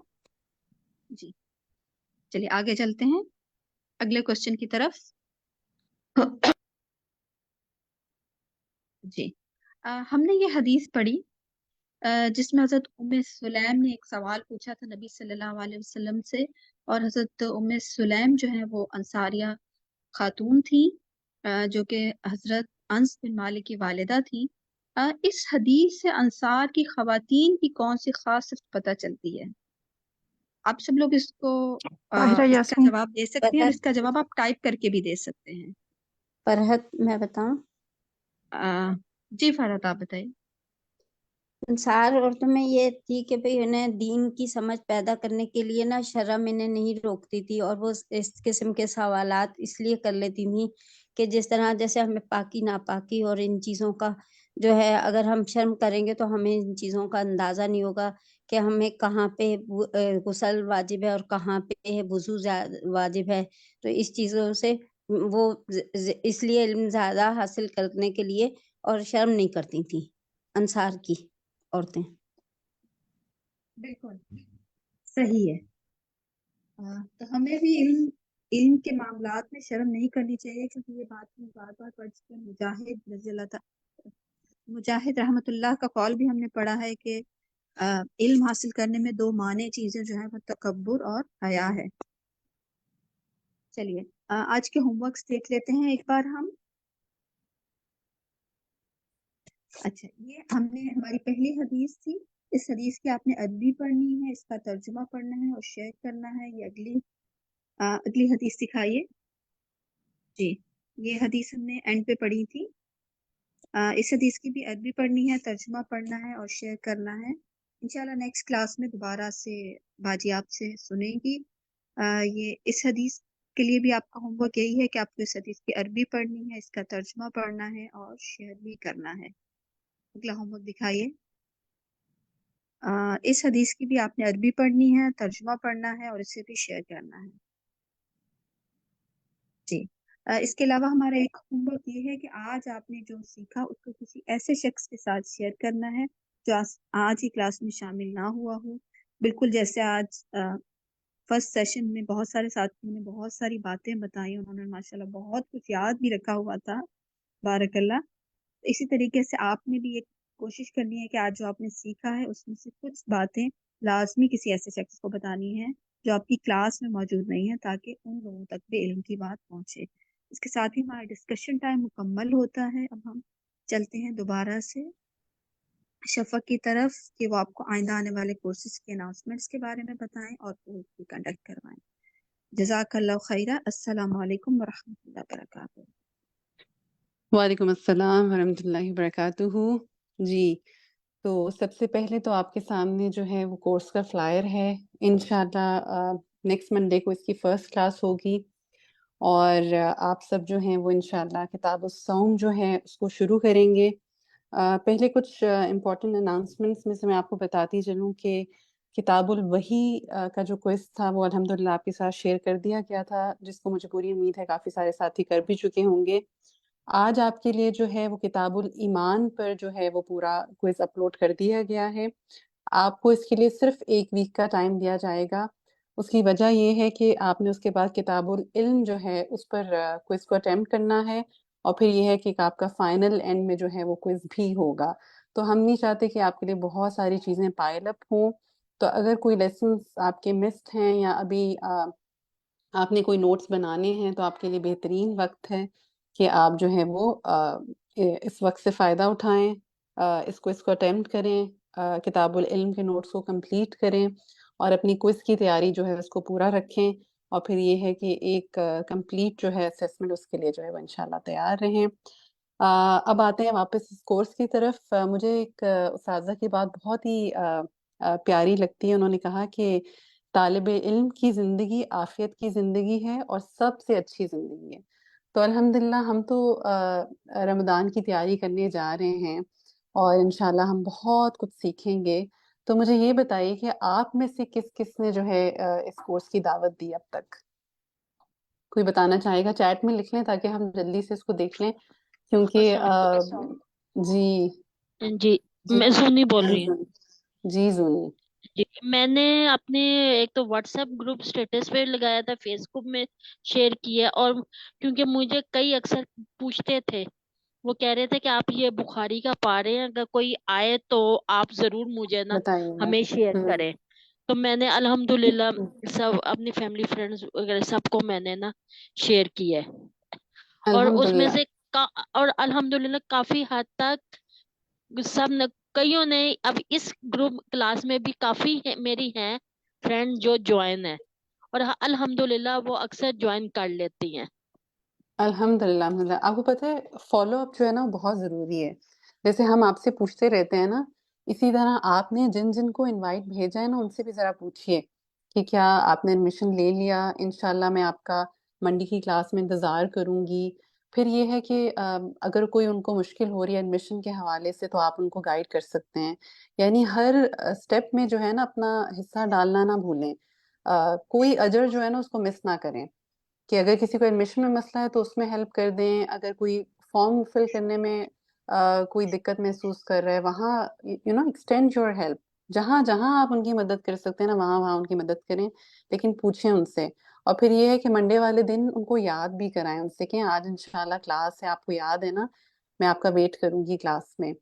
تو یہ ہے کہ یہ سارے کچھ ریمائنڈرز ہوتے ہیں. پھر جب سب خیر کی طرف آ جاتے ہیں ایک دفعہ اس کو ٹیسٹ کر لیتے ہیں، تو یہ ہے کہ پھر آپ کے لیے تو بہترین صدقہ جاریہ ہے ہی ہے، لیکن آپ ان کی دعاؤں میں شامل ہو جاتے ہیں. کیونکہ اگر کوئی کسی چیز سے بینیفٹ کرے نا آپ کی وجہ سے تو آپ کو بھولتا نہیں ہے انشاءاللہ.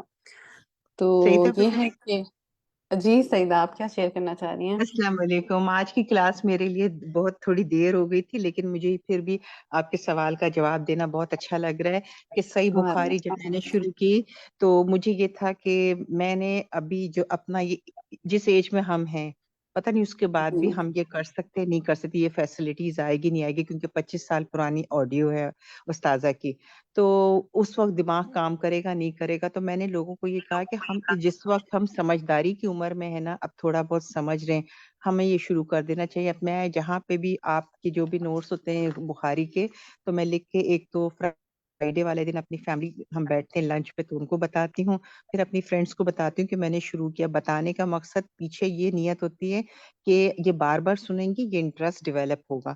آپ جا کر فوراً بتاتے تو اس کا امپیکٹ کبھی کبھی نیگیٹو بھی آ جاتا ہے، کیونکہ ہنسی اور موڈ کے معاملے میں ہوتے ہیں ہر کوئی.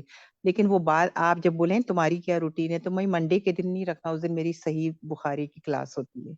تو اس سے یہ ہوتا ہے کہ ایک یہ نا انڈائریکٹ میسج جا رہا ہے، اچھا یہ بھی کچھ کرنے والا کیوریوسٹی ہوتا ہے. ڈیولپ ہو جاتی ہے. ہاں ایگزیکٹلی. جزاک اللہ، آپ لوگوں کا پینل جو ہے اس سے ہمیں اتنی الحمدللہ. بہترین چیزیں مل رہی ہیں. اور آج ایک چیز اور بھی پتہ چلی ہے کہ اولاد ماں کی بھی شکل میں اس لیے ہوتی ہے کہ اس کو احترام ہوتا ہے جو مشابہت رکھتی ہے. تو یہ تو میرے لیے آج ایک بہت بڑی چیز تھی. اور مرضی اور منی کے بیچ کا فرق بھی مجھے محسوس فرق ہو گیا معلوم ہوا. جس میں. اور الحمدللہ. ہاں یہ پتہ نہیں تھا، اور یہ پتہ ہونا تو وضو سے پہلے کے معاملات ہیں نا، جب آپ پاکی اور ناپاکی کی حالت ہے. حالت میں بالکل ایسے ہی ہے. الحمدللہ. تو جناب اب ٹائم ہے آپ کے کوئز پول کا. رکھ دیجیے اپنی کتابیں اور اپنے نوٹس اور اپنے پین ایک سائڈ پر، اٹھا لیجیے اپنے فون اور دیکھیے اسکرینس کی طرف. اور انشاءاللہ میں لانچ کرنے جا رہی ہوں آپ کی کوئز پول کو. بسم اللہ الرحمن الرحیم. آج ہم نے کتاب العلم میں احادیث کو دیکھا تھا 125 سے 136 تک. انہی پر بیسڈ آپ کے یہ 10 سوالات ہیں. پہلے سوال کو دیکھیے.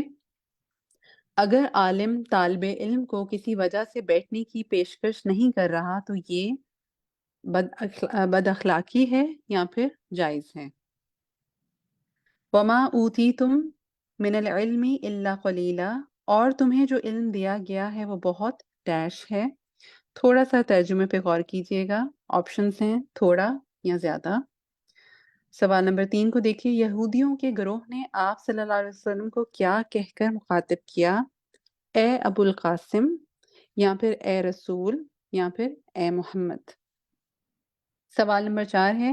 عالم بعض مسائل کو بیان کرنا چھوڑ سکتا ہے اس ڈر سے کہ آپشنز ہیں لوگ ابھی نہیں سمجھ نہیں سکتے اور اس سے زیادہ شدید فتنے میں مبتلا نہ ہو جائیں، لوگوں کے پاس عالم سے زیادہ علم نہ آ جائے. جی. سوال نمبر 5 ہے. ڈیش صحابی نے نبی کریم صلی اللہ علیہ وسلم کی خواہش کے مطابق کعبہ کے 2 دروازے بنا دیے جیسے حضرت ابراہیم علیہ السلام نے بنائے تھے. ان کا نام آپ کو بتانا ہے. آپشنز ہیں حضرت عبداللہ بن زبیر رضی اللہ عنہ، حضرت ابو بکر رضی اللہ عنہ، یا پھر حضرت علی رضی اللہ عنہ. جی. سوال نمبر 6 ہے. طوفان نوح آیا تو کعبہ اٹھا لیا گیا اور آسمان پر لے جایا گیا جسے اب ڈیش کہتے ہیں. آپشنز ہیں بیت اللہ یا پھر بیت المعمور. سوال نمبر 7 ہے. حضرت علی رضی اللہ عنہ کا قول ہے کہ لوگوں کو وہ باتیں بتاؤ جو آپشنز ہیں وہ سمجھ سکیں یا پھر وہ آگے بتا سکیں. سوال نمبر 8 ہے. حضرت عائشہ رضی اللہ عنہا نے ڈیش کی خواتین کی تعریف کی کہ انہیں حیا علم حاصل کرنے سے نہیں روکتا. آپشنز ہیں مہاجرین یا پھر انصار یا پھر اہل کتاب. سوال نمبر 9 کو دیکھیے. باب من استحیا فامر غیرہ بالسؤال. ترجمہ کیجیے. جو شرم کرے اور کسی دوسرے کو اپنا سوال دے کے تم پوچھاؤ، یا پھر جو شرم کرے اور کسی دوسرے کو بھی سوال نہ دے. اور آخری ہے سوال آپ کا. تاربت یمینک، یہ ایک محاورہ ہے جس کا معنی ہے، آپشنز ہیں تیرے پاؤں خاک آلود ہوں یا پھر تیرے ہاتھ خاک آلود ہوں. ٹھیک ہے. تو اب ایسا ہے کہ اگر آپ کے سوالات ایڈمیشن کے حوالے سے ہیں یا ایڈمن ریلیٹڈ ہیں تو آپ جو ہیں ضرور پوچھ سکتے ہیں جب تک کہ باقی ساتھی جو ہیں اس پول کو اٹیمپٹ کریں.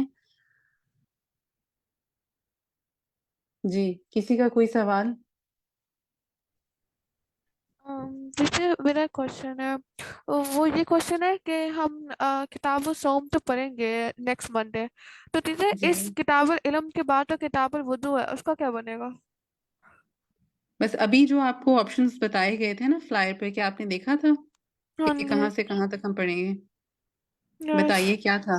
دوبارہ دیکھیں اسکرین پر، میں آپ کو دکھاتی ہوں. دیکھیں. اوکے. کتاب الصوم تا ابواب الاعتکاف. بس اب اگر اس کے بعد کتاب الصوم کے بعد اگر ہے کتاب الوضو تو ہم ضرور پڑھیں گے. اوکے. ٹھیک ہے. آپ اپنی صحیح بخاری کتاب کھولیے نا، دیکھیے اس کے بعد کون سی بک ہے انشاءاللہ. اور ایک خاص طور سے میں کریکشن کروں گی یہاں پر کہ ہم میں سے بہت سارے ساتھی جو ہیں نا وہ علم کو علم کہہ جاتے ہیں. کوئی بات نہیں، لیکن یہ کہ اس کی پریکٹس کریں اور یہ کہ اس کو کہہ کے دیکھیں پوز کے ساتھ، علم. ٹھیک ہے انشاءاللہ. اچھا، اور کسی کا کوئی سوال ایڈمن کے حوالے سے؟ جی اچھا جناب، کوئی سوال نہیں الحمدللہ. تو پھر ایسا نسیم کرتے ہیں. نسیم جی جی نسیم. جو یہ سادہ نیلوفر کیوں نہیں آئی؟ خیریت ہے؟ آج جی بالکل، آپ کو معلوم ہوگا کہ اساتذہ ڈاکٹر فرحت ہاشمی آئی ہوئی ہیں، تو ہمارے کراچی بیک آ ٹو گئی بیک ہیں؟ ہیں. جی جی، کل ان کا یہاں اچھا انشاءاللہ لاسٹ سیشن ہوگا، اور ماشاءاللہ آپ میں سے بہت سارے ساتھیوں سے میری ملاقات بھی ہوئی ہے وہاں پر. تو ایسا اچھا ہے کہ وہ اسی سلسلے میں جو ہے ہم سارے ساتھی بہت مصروف ہیں، ہاں تو آپ جی کی بالکل ملاقات اب ان سے انشاءاللہ نیکسٹ منڈے ہوگی. جی السلام علیکم. انشاءاللہ. وعلیکم السلام. السلام علیکم. جی میں جی سارا کوثر بات کر رہی ہوں. میں نے ایڈمیشن تو لیا تھا اس میں، لیکن پھر اس کے بعد میں امریکہ آ گئی ہوں. یہاں پہ ٹائم اتنا ڈفرینس ہے، جب کلاس جی شروع ہو رہی ہوتی ہے تو رات ہوتی ہے، میں سوئی ہوتی ہوں. یہاں پہ 6:15 فجر کی اذان ہوتی ہے. ابھی دیکھیں ابھی میں نے یہ جوائن کیا کلاس، تو پھر میں بعد میں سن تو لیتی ہوں، لیکن وہ جو اٹینڈنس لگانا اور وہ سب کچھ وہ نہیں ہو رہا میرے سے. اچھا، چلیں آپ کے مسئلے کے حوالے سے پھر میں بات کرتی ہوں. میں آپ مجھے جو پرائیویٹلی ایک آپ کی دفعہ واٹس ایپ اسائنمنٹ پہ ہوتی ہے میسج وہ میں کیجیے گا. اسائنمنٹ جو آپ بھیجتے ہیں وہ میں کر لیتی ہوں، اس کو وہ بھی مطلب میں فل کر لیتی ہوں. جو آپ آتا ہے نا اس میں کہ اپنا وہ کر لیں، جی جو اسائنمنٹ جی ہوتی ہے وہ میں کر لیتی ہوں. میں سمجھ گئی ہوں آپ کی بات. آپ مجھے انشاءاللہ پرائیویٹلی میسج کر لیجیے گا. تب تک میں انشاءاللہ آپ کا مسئلہ پوچھ کے رکھوں گی، پھر اس کو دیکھ لیں گے. تو چلیے بڑھتے ہیں اپنا ریزلٹس کی طرف اور دیکھتے ہیں آج کے ریزلٹس. جی پہلا سوال یہ تھا کہ اگر عالم طالب علم کو کسی وجہ سے بیٹھنے کا نہ کہے تو یہ کیا ہوگا؟ تو یہ جائز ہے، وہ ایسا کر سکتا ہے. اس کا جواب جو ہے وہ 100% ساتھیوں نے درست دیا. پھر ہم نے آپ سے کہا کہ اس کا ترجمہ کر کے مکمل کیجیے فل ان دا بلینک کو، کہ اور تمہیں جو علم دیا گیا ہے وہ بہت تھوڑا ہے. اس کا جواب الحمدللہ 99% ساتھیوں نے درست دیا. پھر یہ تھا کہ یہودیوں کے گروہ نے جب آپ صلی اللہ علیہ وسلم کو مخاطب کیا تھا تو انہوں نے کہا تھا اے ابو القاسم.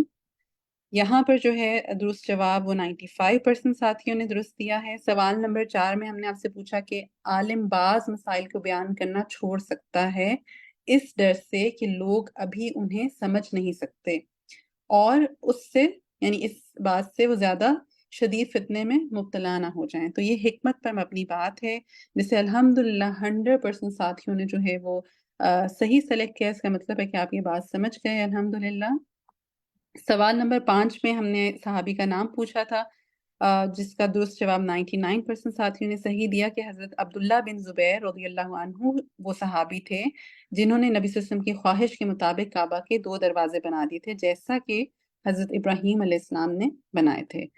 پھر یہ تھا کہ طوفان نو جب آیا تو کعبہ اٹھا لیا گیا اور آسمان پر لے جایا گیا، جسے اب بیت المعمور کہتے ہیں. تو اس کا جواب جو ہے وہ 88% ساتھیوں نے درست دیا، اور 12% جو ہے انہوں نے بیت اللہ کہا. تو میں چاہوں گی کہ یہ حصہ آپ ضرور دوبارہ سنیں کیونکہ it was highly informative. ٹھیک ہے انشاءاللہ. حضرت علی رضی اللہ عنہ کا قول ہے کہ لوگوں کو وہ باتیں بتاؤ جو وہ سمجھ سکیں. تو 96% ساتھی جو ہیں انہوں نے اس کا صحیح جواب دیا. اس کے بعد ایسا ہے کہ ہم سوال نمبر 8 کو دیکھ رہے ہیں. حضرت عائشہ رضی اللہ عنہا نے انصار کی خواتین کی تعریف کی کہ انہیں حیا علم حاصل کرنے سے نہیں روکتی. تو اس کا جو درست جواب ہے وہ تقریباً الحمدللہ 99% ساتھیوں نے صحیح دیا الحمدللہ. سیکنڈ لاسٹ کویسچن کو دیکھیے کہ ہم نے آپ سے کہا کہ اس کا ترجمہ کیجئے. تو اس کا درست جو ترجمہ تھا وہ 85% ساتھیوں نے صحیح کیا کہ جو شرم کرے اور کسی دوسرے کو اپنا سوال دے کہ تم پوچھ آؤ. تو ایسا کیا جا سکتا ہے، یہ ہمیں آج معلوم پڑا. آخری جو سوال تھا وہ ایک محاورہ تھا اور ہم نے کہا تھا کہ اس کا آپ ترجمہ کریں. تو اس کا درست ترجمہ 90% ساتھیوں نے صحیح کیا کہ تیرے ہاتھ خاک آلود ہوں، تربت یمینک. تو الحمدللہ یہاں پر جو ہے ہمارا آج کا کوئز پول کمپلیٹ ہوتا ہے. مجھے پوری امید ہے کہ انشاءاللہ نیکسٹ کلاس میں آپ سب کے علاوہ بہت سے نئے ساتھی جو ہیں وہ انشاءاللہ ضرور شامل ہوں گے. ضرور ان سب کے ساتھ ایک دفعہ چیک کیجئے گا اور اس خیر میں اپنا حصہ ضرور ڈالیں. ہم یہاں پر اتنی ساری برکتیں جو ہیں وہ سمیٹ رہے ہیں تو باقی سب کو بھی بلائیے انشاءاللہ. دعا کر لیتے ہیں. سبحانک اللہم و بحمدک اشہد ان لا الہ الا انت استغفرک و اتوب الیک. السلام علیکم ورحمۃ اللہ وبرکاتہ.